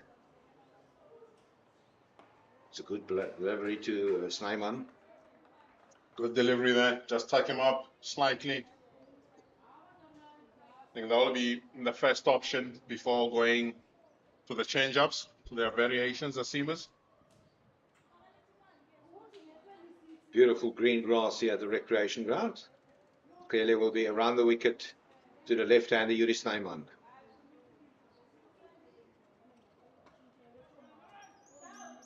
Work for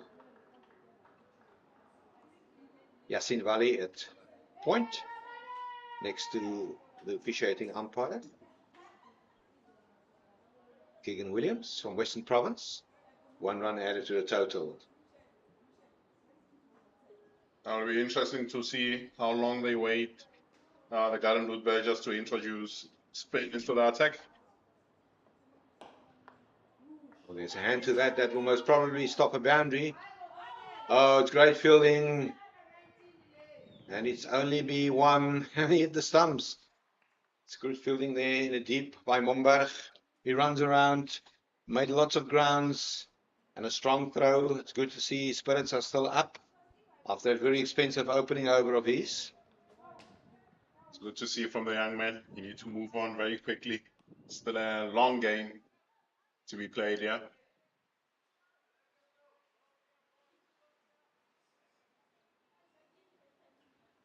Yeah, the partnership, 45 runs for this, the 3rd wicket.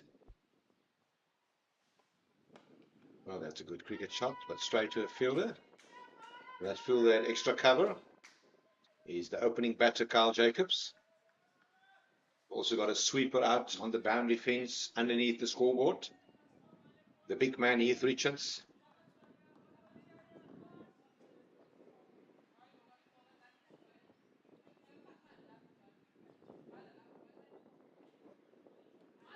It's wired by umpire Claster. Garden Route Badger seamers have been a little bit naughty in this inning. They've let their discipline slide slightly. They've been exceptional here on Saturday against the Mpumalanga Rhinos in terms of discipline. Airborne and 4. Just behind square on the offside, cutaway, backward square for 4.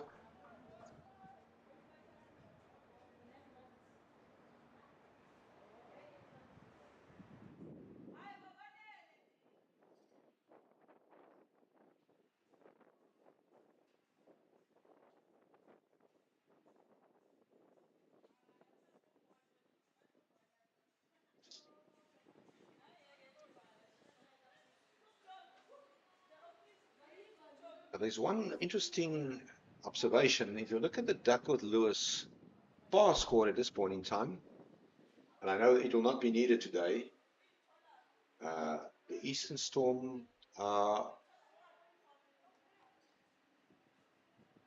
5 runs behind. 5 runs ahead, rather. Always an indication where the momentum of the game sits.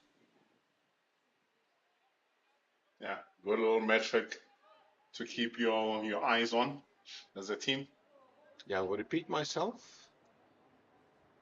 The Eastern Storm are now 6 runs ahead with Duckworth-Lewis. As I said, it's very unlikely that it will not be needed, but it's always a great measuring tool to look where you sit in terms of the momentum of the game.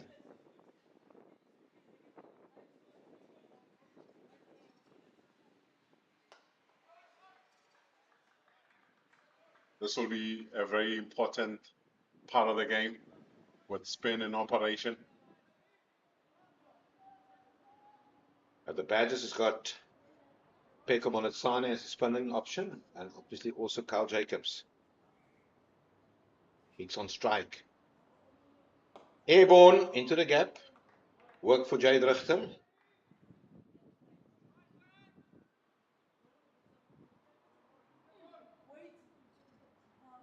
In the over, Liam Elder has slowed down his pace as compared to his first over. He's taken a leaf out of NS Camp's book.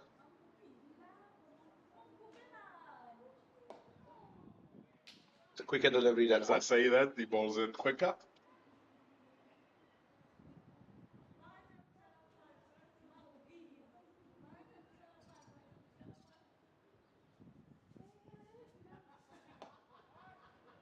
Work for Richards, who runs in from the cow corner boundary. That's the fielding, strong arm. And I said it earlier today, for those of you who didn't watch it, You can go back tonight and watch the dismissals of Richards and Van Heerden, two of the great catches in the game. Oh, that's a great shot. That's a magnificent shot from Hicks. He'll pick up a boundary. That's 4. That's a great shot by Hicks. Very exciting batter is Braden Hicks. Strong all around the wicket. Gave himself.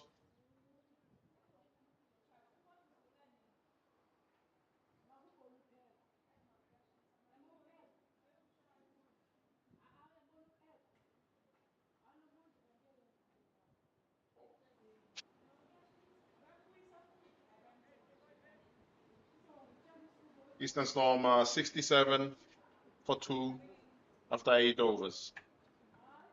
At the very same stage, the Badgers were 68 for 2.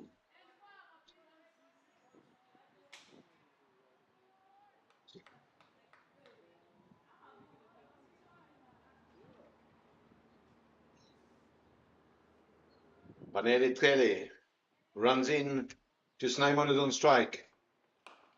Straight drive, work for Momberg. He will stop it.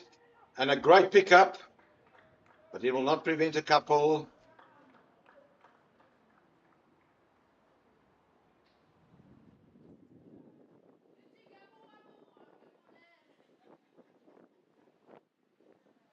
Nothing separating the two teams at this point in time. Yeah.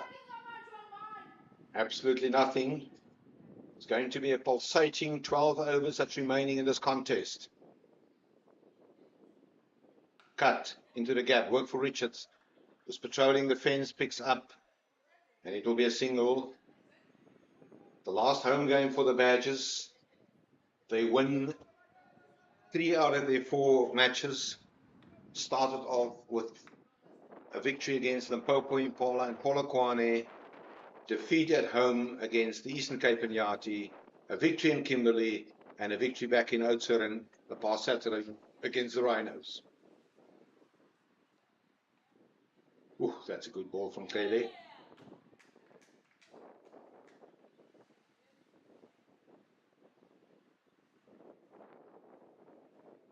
But that Phil said he's probably gotten away with one there.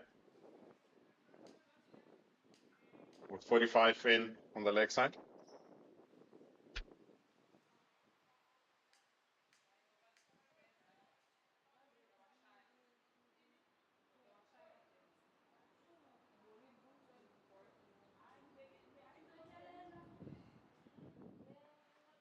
Hit. Straight and flat. Carl Jacobs is on the boundary, does the fielding.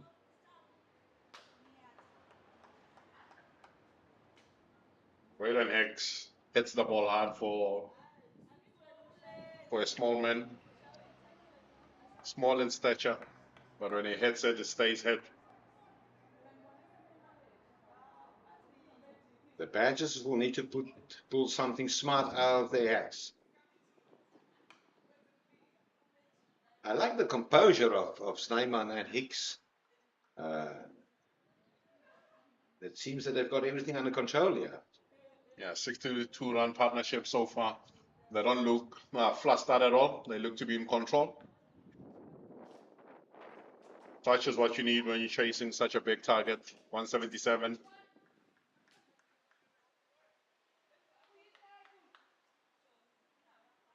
Said it before, should they win, this will be a record chase. Airborne just bounces in front of Carl Jacobs, but it will be a single.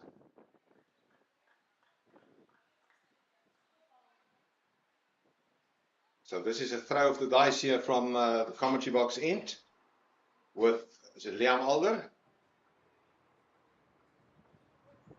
Yeah, he will bowl. This is last over. Wicket list today. Yeah, he bowled 3 overs. So this will be his 3rd over. Thanks for that, Jason.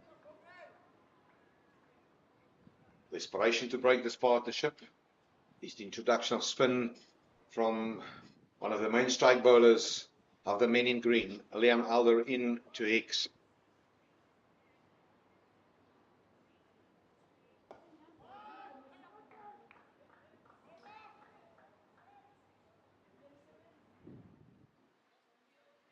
He's been very economical in his first 2 overs.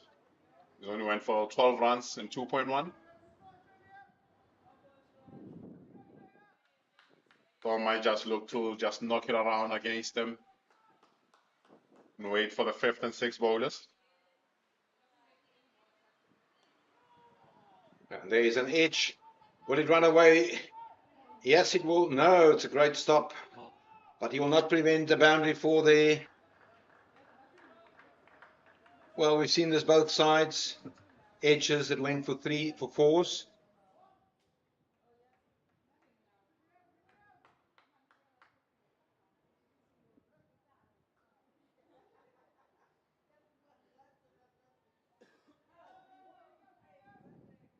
Can't prevent the boundary there. Yeah, good effort, but not good enough. Snyman picks up another boundary, taking him to 39. Hicks on 25. The partnership is 69 runs. Just knocked around for a single.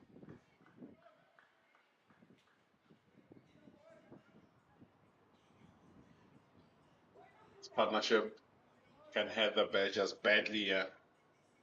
99 more runs to win.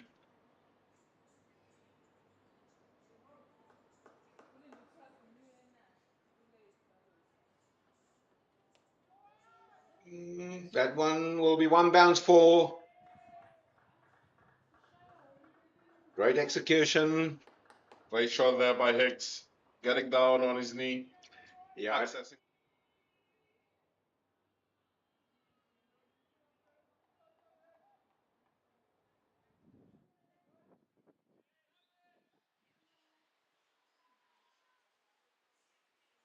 Hicks on 29. Alder to Hicks. Work. Kopeko Moletsani is quick. A little bit of a fumble, but it will not be a costly fumble.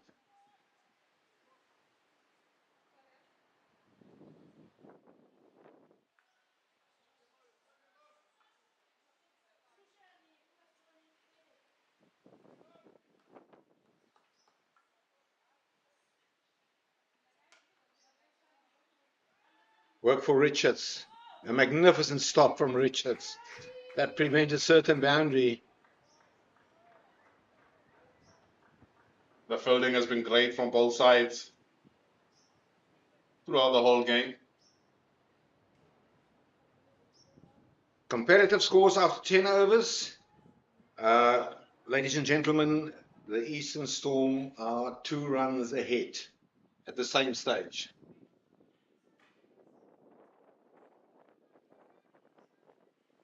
Nothing to separate the two teams. Same number of wickets lost at this stage. Whoever holds their nav or panics last will certainly get over the line.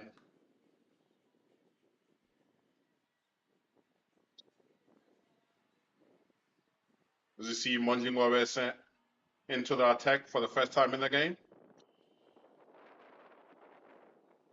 Yeah, the Northern Cape Heat is playing in East London at Buffalo Park against the Eastern Cape and Yardley. They're chasing 150. They are currently at 60 for 3 after 11 overs. And Limpopo Impala is chasing 124 against the Mpumalanga Rhinos. They are currently at 26 without loss. So, it's Mondi Nkombesi into his first over in to Yuri Snyman. Straight to Richards. It's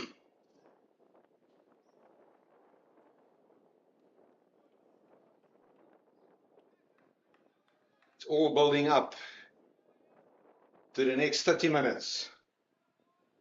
Will be an exciting finish here to this game.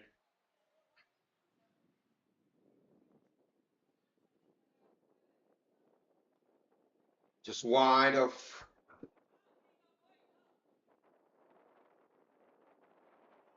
George van Heeren, but it will be 2 runs. Well, what is going on in his mind as the captain? He will need to come up with something special here to turn the momentum of this match.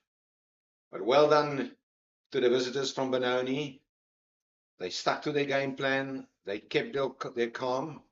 Ngobezi into Snyman. Slower ball. Work for Richter. Richter is being the only successful bowler this afternoon. He picked up 2 wickets. 2 early wickets. And he's already bowled 3 overs. 2 for 20. Well, they'll be holding him back to bowl his last over more towards the back end of the innings. Straight. It's a good stop there. It's 4 runs. A very great effort there from Banele Tele. But he didn't time these.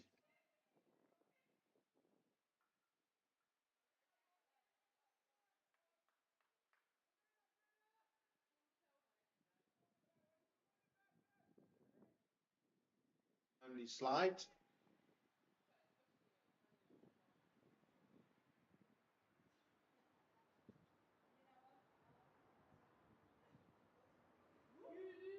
It's a no ball from Ngobezi. Attempted back of a hand slow ball there from Ngobezi. Gets it wrong on this occasion. Pitches it off the playing wicket. Automatic no ball.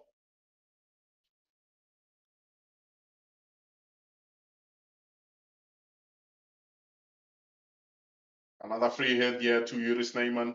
He's on 46 from 37, 47 from 36.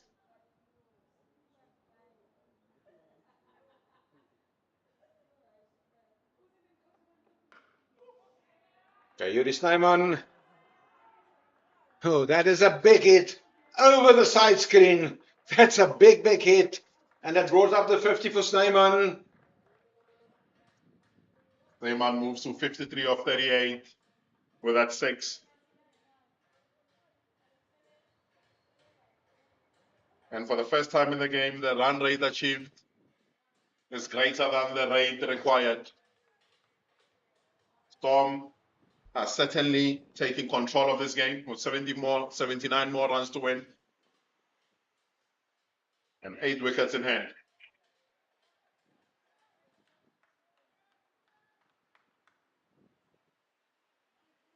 Ngobezi, can he come back after that free no ball delivery?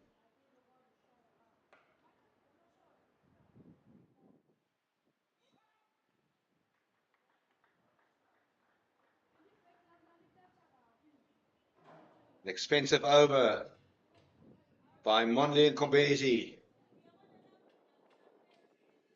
Carl Jacobs will be brought into the attack. They just need a wicket here. I think spin might be the best option for them to be able to break this partnership. Yeah, it's a very much a match-winning partnership thus far. 90 runs.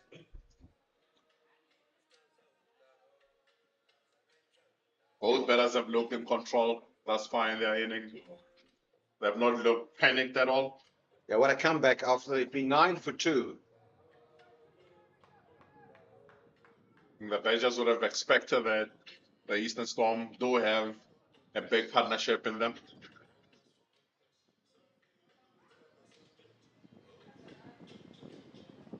We said it earlier, very good batting performance. 176 for 6.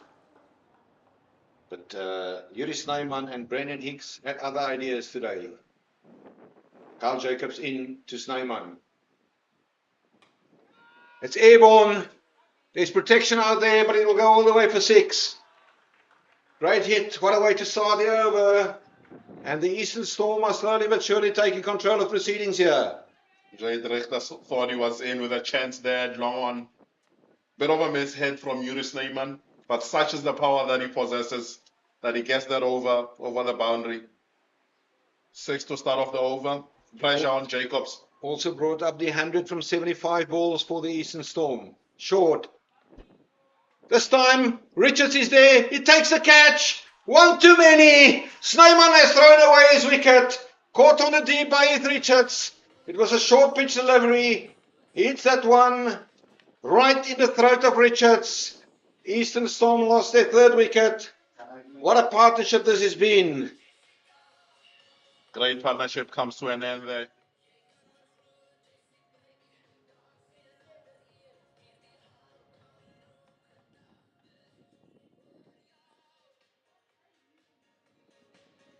Eastern Storm 105 for 3 after 11.2.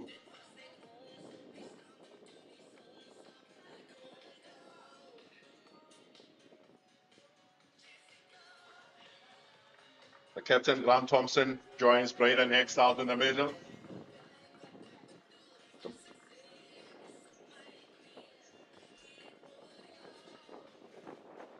Grant Thompson, he has played a lot of cricket in this format. 45 matches. He played for the Northern Cape before. He's a man from the East Rand, and he's got a hell of a lot of experience.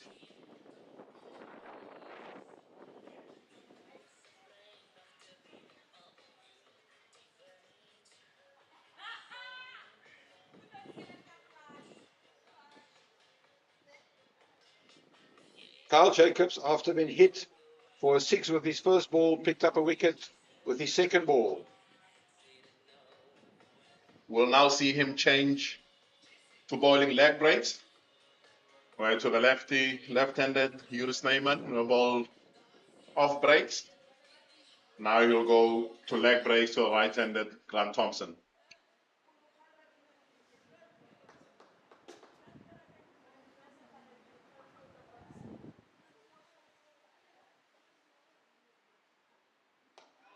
Thompson is off the mark immediately, and they'll come back for a second.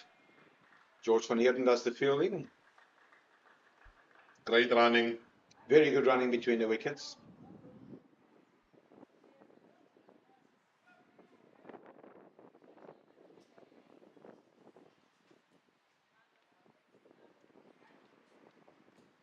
With 70 more runs to win at this stage.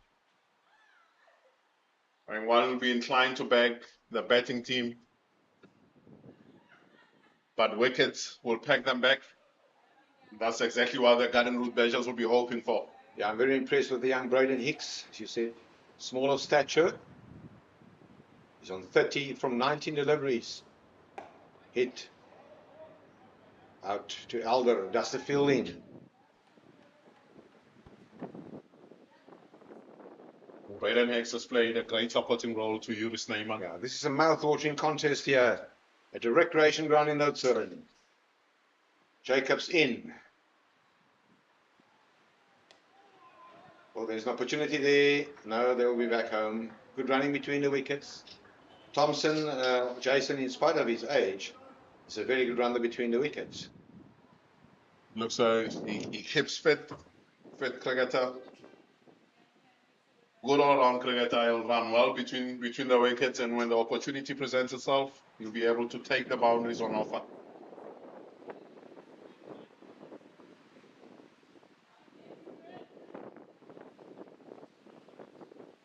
It's on strike.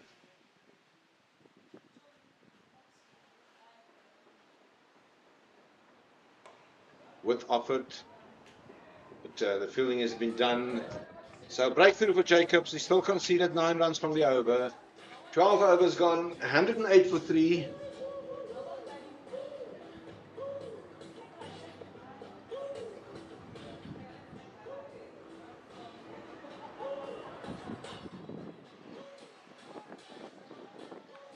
So Liam Alder will continue in what should be his last over from the Free Street end of the ground. It's a big moment in the game.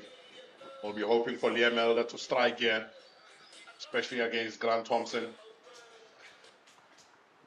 He'll be the most experienced batter left. Or him and NS Kemp in the Eastern Storm batting lineup. And they've still got Devon Murray also.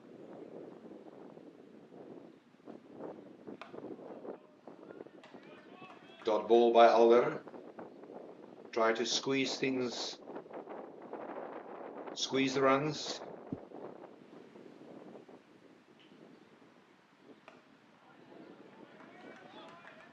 ball. I like the body language of Alder, but he's up against one of the most experienced campaigners in the circuit.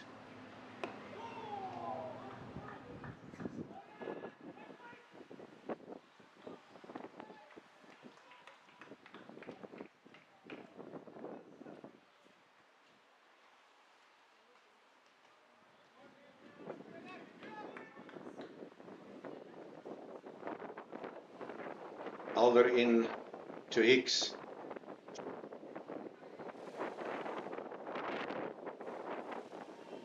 Dot ball.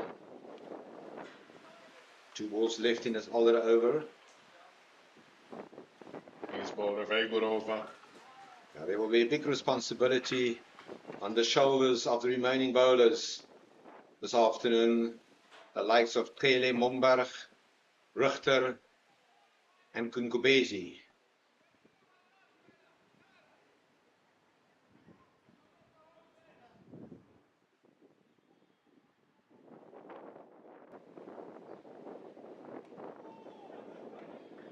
Should be a couple. That's well run. Safely back for 2. And that has also been one element that has stood out from both sides, the running between the wickets. They've ran well. Alder to Hicks to 32. The last ball of the Alder complement of 4 overs. Hit. It's protection out there. Peckham on Sani does the fielding. The end of the 13th over, the score 111 for 3. And after 13 overs, the Badgers were 105 for 3. So it is 6 runs in the black for the Storm. Bottom's 112, so it's 7 runs. The required rate is 9.3. They need 65 runs from 7 overs.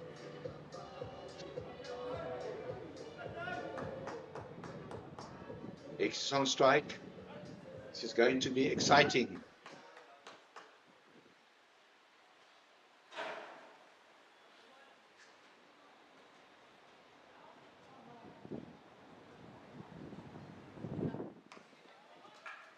Feel that he missed out here. As well ball there from Carl Jacobs, not giving him space to work with.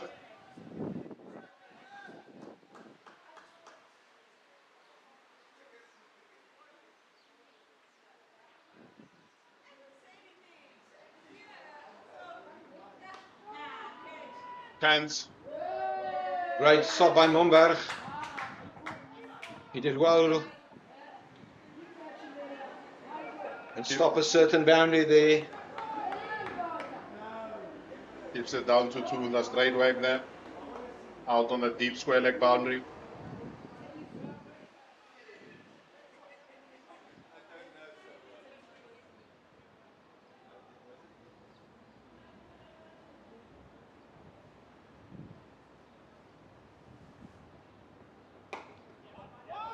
Single out to long off. This is a very tense affair that's building up here on a Wednesday afternoon as the winds start blowing quite strong. As it used to be the case here in the winter from the south. Jacobs is bowling right into this breeze. And this is a great advert for T20 cricket, domestic cricket here in South Africa. 2 teams evenly matched.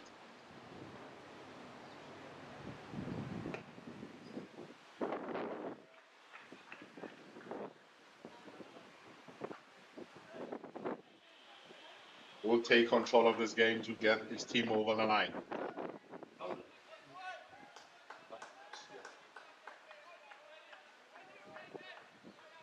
Carl Jacobs to Hicks, who's on strikes on 36 from 26 balls.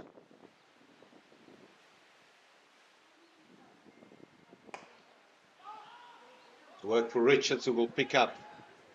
And that's great fielding from Richards, the big man.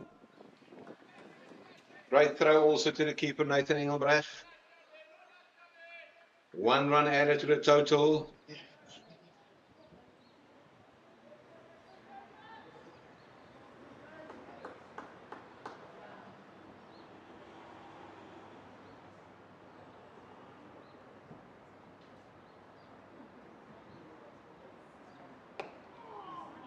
This will be a single. They will not take on the arm of Richards. Tidy over from Kyle Jacobs, conceded 6 runs from it. And he will be quite happy. They will be happy with that return at the stage of the game. Keeps his team in the game.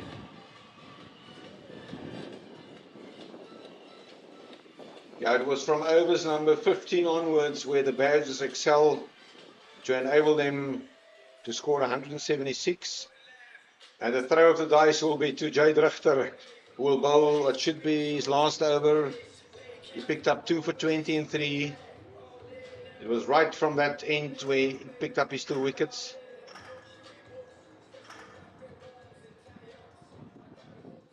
And I'm sure that he bowled to Grant Thompson sometime in his career in club cricket in the Titans League.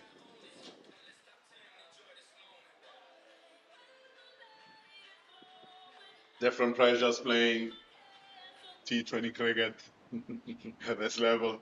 Absolutely, lots at stake here. Oh, they'll pick up 4 runs. Just watch wide of the diving fielder there. Ngubezi. Well executed shot with soft hands from the experienced Thompson. Was great touch there from Grant Thompson there. Identifies at 45.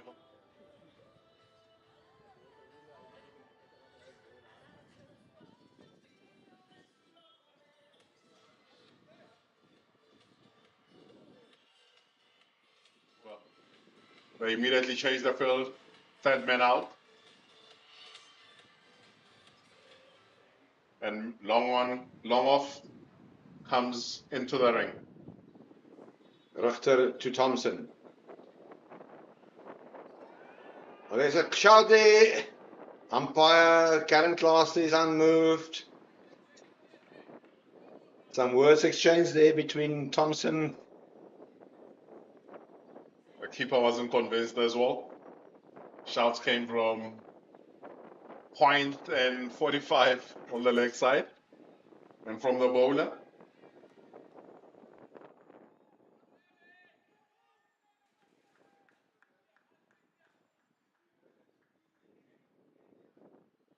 A little bit of a shout there. Peko Moletsane runs in, tightly does the fielding. Yeah, Peko Moletsane can also still bowl a few overs here today. It'll be very risky, Jason. I think it's always a risk when you wait this long in a game to introduce a bowler. You want to introduce them post the 15th over to get into the game. And that's a lot to carry for any bowler.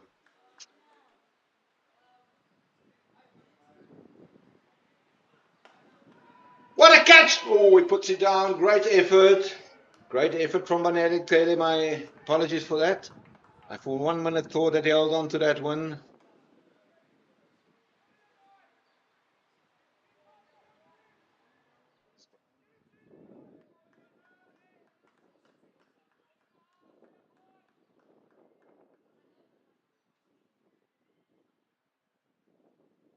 Banelli clearly. That one was travelling through the boundary. Richter in.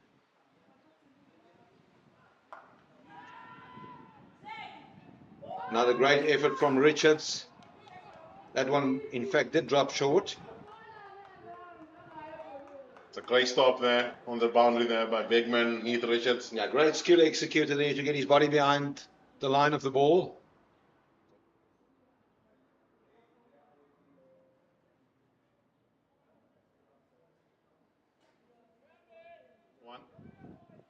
Yeah, he literally puts his body on the line. Last ball of this, the 15th over. Good delivery to end his spell. Well bowled, Jade Richter. 4 overs, 2 for 26. And the last 5 overs, 52 runs required. So it'll now be the opportunity for the bowlers. Now, Carl Jacobs will have another over. Momberg, who's been expensive today. Kele and Kubesi to put up their hands.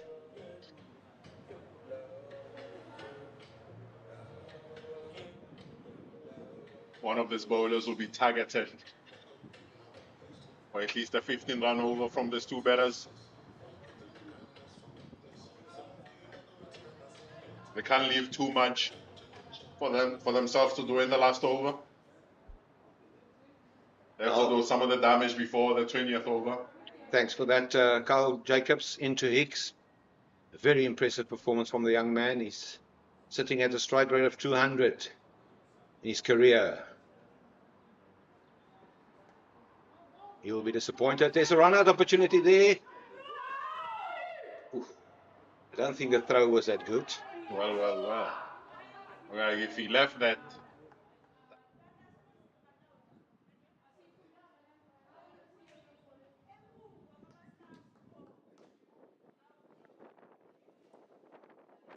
Difficult to say from where we sit, but we certainly heard the oohs and the ahs in the crowd. Jacobs to Hicks.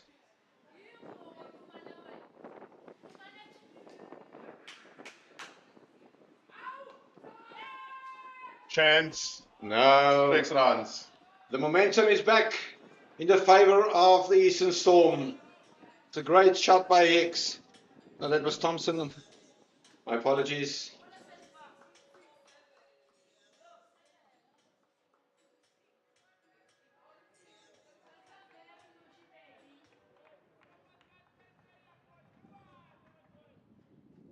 Big hit. Maximum.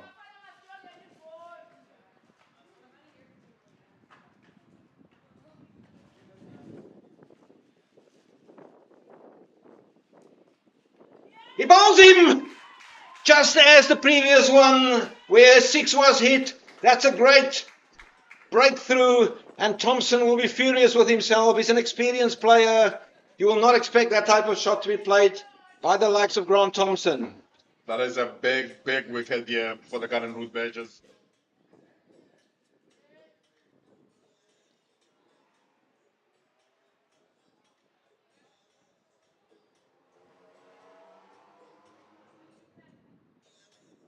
I did 31 for 4.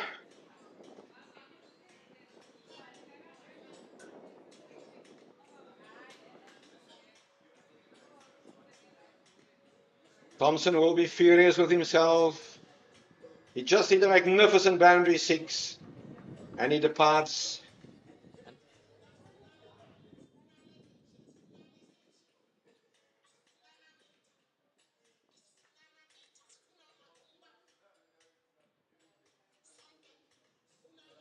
Over mid-wicket. And he just gets a bottom edge onto that. Then as Carl Jacobs did previously with Yuri Snyman, but hit for a 6. The very next ball picks up a wicket. So it's now in the hands of the 20-year-old Devon Murray. He can certainly hold the bat. He's got a strike rate of 142. But there's also that thing that you call scoreboard pressure, but I've seen him here before, batting against the likes of Thomas Carver. He can get on with things very quickly. From Murray Viljoen High School. See if we can handle this pressure here. In Alberton. Immediately sets off for the single. And brought Hicks to strike. It doesn't matter where this will go. It will go down right to the wire here. It's been a great game of cricket so far.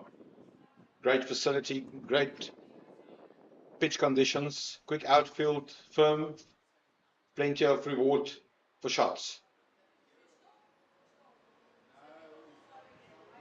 Oh, that's wide. And they'll most probably be stopped.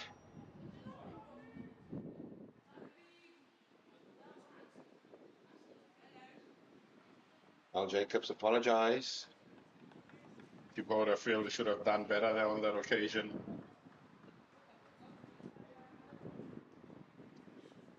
But as you mentioned, it's been a great contest between bat and ball.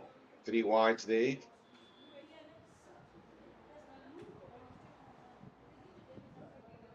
Short, airborne. Work for Richter. He stops, but they've got 2 gazelles at the wickets in Murray and Hicks, and they will pick up a couple.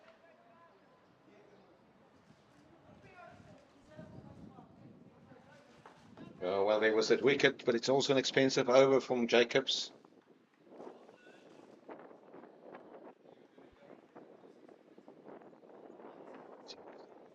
Last ball of this over.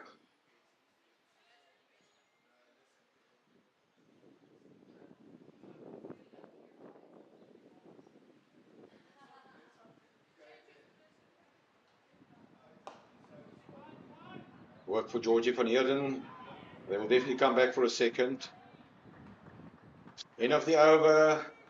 End of the 16th over. 139 for 4.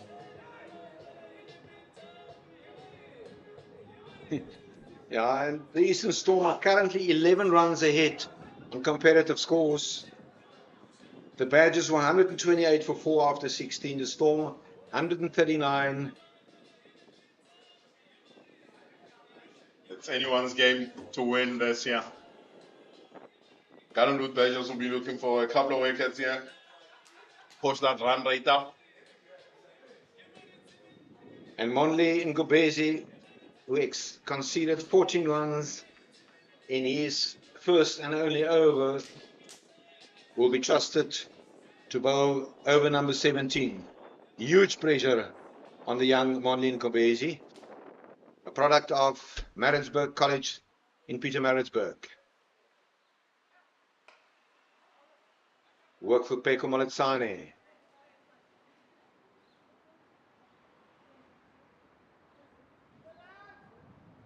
Maritzburg College, of course, the alma mater of the great John T. Rhodes, who represented South Africa in 245 ODIs.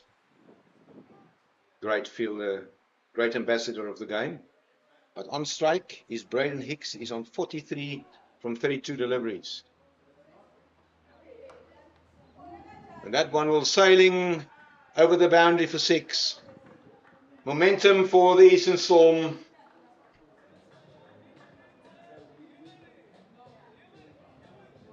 That's a back of hand slow ball picked up by Braden Hicks.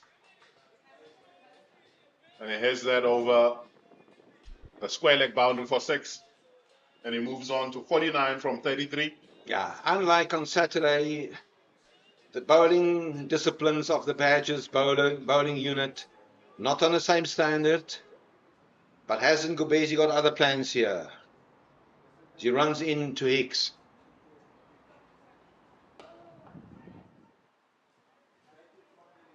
Straight to Banele Tele. And a word of encouragement to Ngobezi, who hails like Tele from KwaZulu-Natal.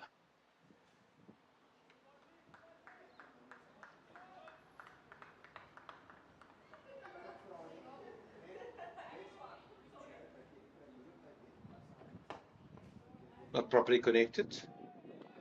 Work for the fielder out there, Yasin Valley. He also gave a hand of applause for Braden Hicks.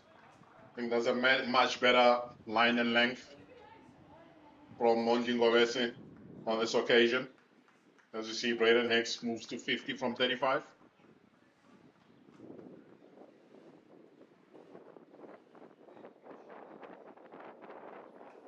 A great ball, great Yorker ball by Ngobezi. Good comeback. Done well to hold his nerve and go back to his trusted Yorkers. This is a very tense affair here. Difficult to predict the outcome of this match. At this point in time, the Eastern Storm slightly ahead in terms of comparative scores. And Ngobezi in to Murray. Oh, it's important to get a hand to that. He'll prevent a certain single. That's the over. Good over from Ngobezi. He did concede that 6, but only 9 runs from this over. And 3 overs to go.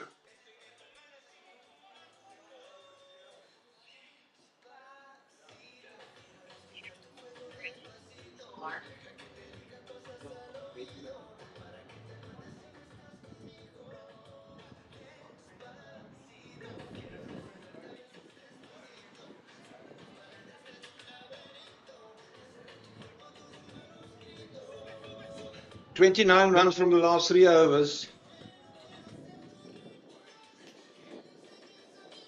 And Carl Jacobs will bowl his final over. There's the scorecard. It's been taken away, unfortunately. But we will do the summary very soon. Jacobs in. To Murray was on strike.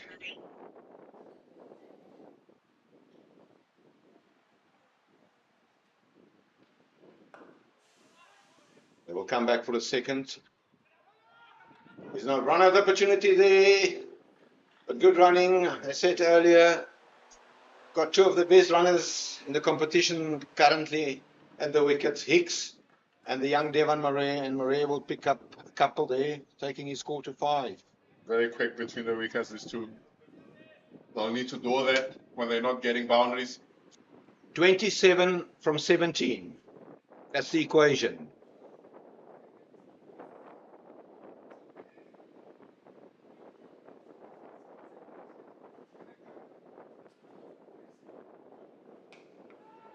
Now that is a magnificent shot from Murray. 6 runs. Just a flick of the wrist here from Devon Murray. Full in length, flight head from Carl Jacobs.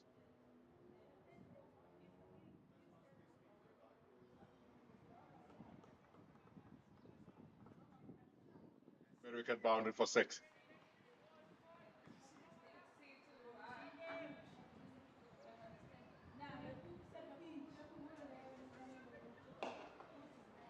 Work for George van Heerden. Long off, long on rather. It will be a single. In the Eastern Storm at this point, they're slightly shading this game. Slightly ahead. Yeah, also on the competitive Duckworth Lewis score, they're ahead currently by 5 runs. Always a good measuring tool, as Jason earlier said.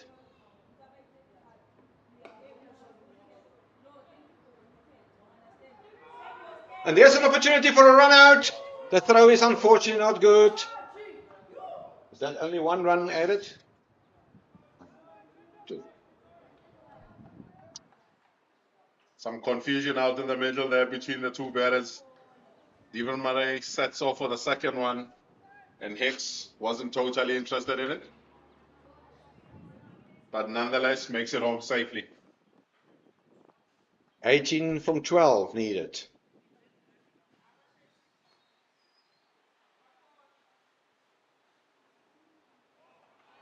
It's a dot ball. 18 from 11. Jacobs has conceded 41 runs thus far. He's got 1 legitimate ball left, but he did pick up 2 wickets.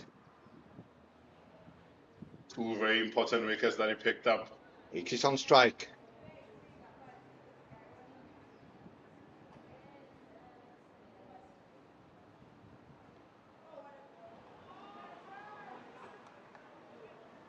As well ball to finish the over with 2 consecutive dot balls there from Carl Jacobs. 11 runs scored in that over. So the equation is 18 from 9. Monique Ngobezi will bowl the penultimate over. And now this is a very important over in the context of the game, like every single over. Can he hold his nerve here? And who will bowl the last over? Be very interesting. Would be entrusted with the responsibility of bowling the last over. But Banele seems to be the most likely option.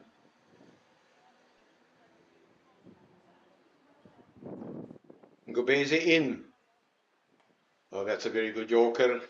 It's in the pocket. They will come back. Now they will settle for the single. 17 runs required from 11.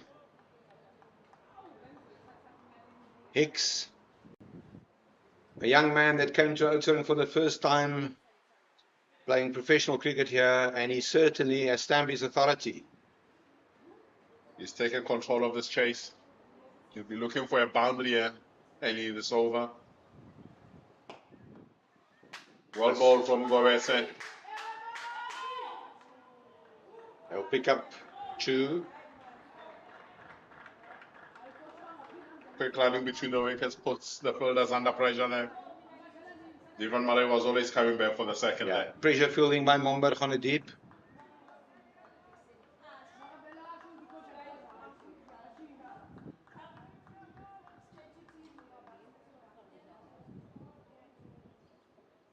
Ngobese to Hicks.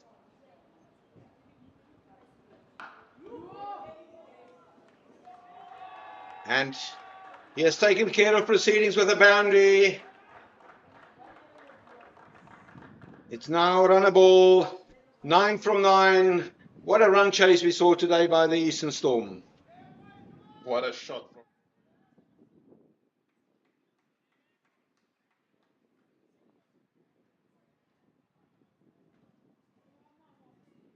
Very exciting to watch this inning, Braden Hicks. He's got on his team close now. They'll come back for a second. And get them over the line.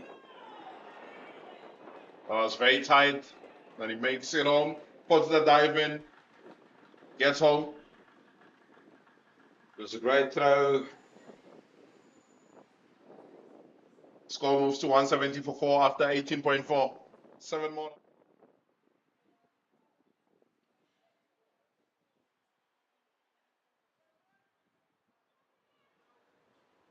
Good work by umpire Williams.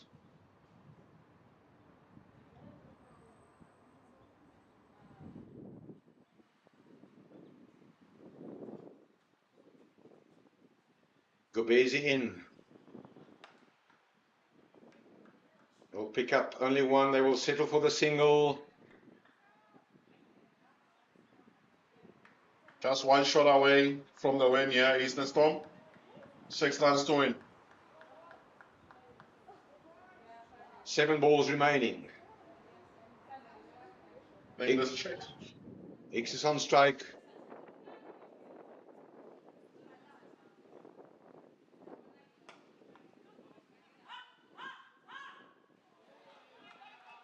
And well, bit of a fumble there, bit of a misfield, brought an end to the over. The score now 173.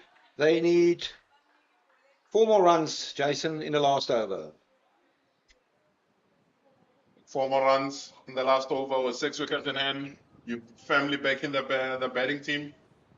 And a 96-run partnership between Hicks and Yuri Snyman from the backbone of what will possibly be, most probably be, a great run chase here by the Eastern Storm. Yeah, we said it earlier. That's the one thing about the Eastern Storm. They always come back, and today was a day where they really, with a magnificent run chase, with Braden Hicks instrumental, he's on 63 from 42. And what can Benelli clearly do with Hicks on 63? Will there be a final twist in the tail here? Clearly. No, there will not be a final twist in the tail here. It's game over here at the recreation ground in Oudtshoorn. The Eastern Storm victorious by 6 wickets. What a run chase, a record run chase here. And congratulations to the Storm. The bowling attack of the Badgers has been exposed today. Not as clinical as it was on Saturday. Victory, disappointment obviously for the men in green, but well played to the Eastern Storm. Great batting performance here by the Eastern Storm, with Braden Hicks finishing unbeaten on 6.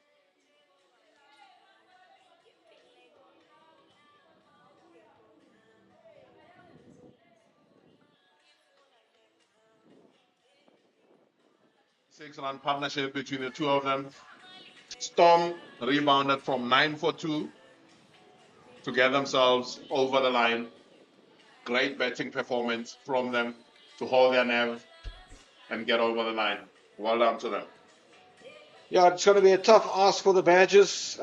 They've still got plenty of work to do to reach the playoffs. They have now played 5. They win 3. They will be travelling to Bloemfontein to take on the Knights at the Mangaung Oval on Saturday. And from our side, thank you very much to our technical team, to everybody who has joined this telecast. Thank you very much, and we'll be back on air again on Saturday when we will do commentary of the match between the Gardenwood Badgers women up against the Northwest Dragons here in the Hollywood Bets Pro Series. Thank you very much.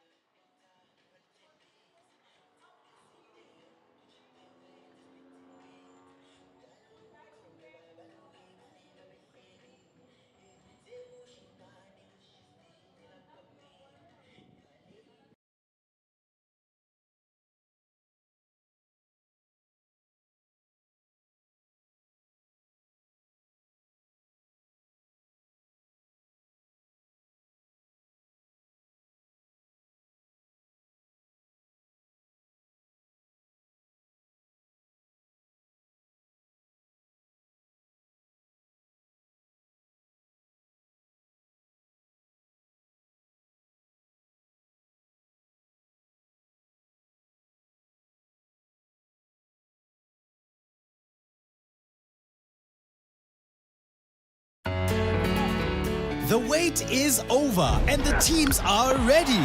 T20 Challenge is back. Sun is shining and I feel so good. Come show us your moves from anywhere in South Africa. 'Cause it's a good day for it, a good day for it. Meet the stars, feel the vibe, and experience the thrill. That's huge. That is out of the park. Support your favorite team in your favorite city. Brilliant catch. Bring your energy, bring your passion.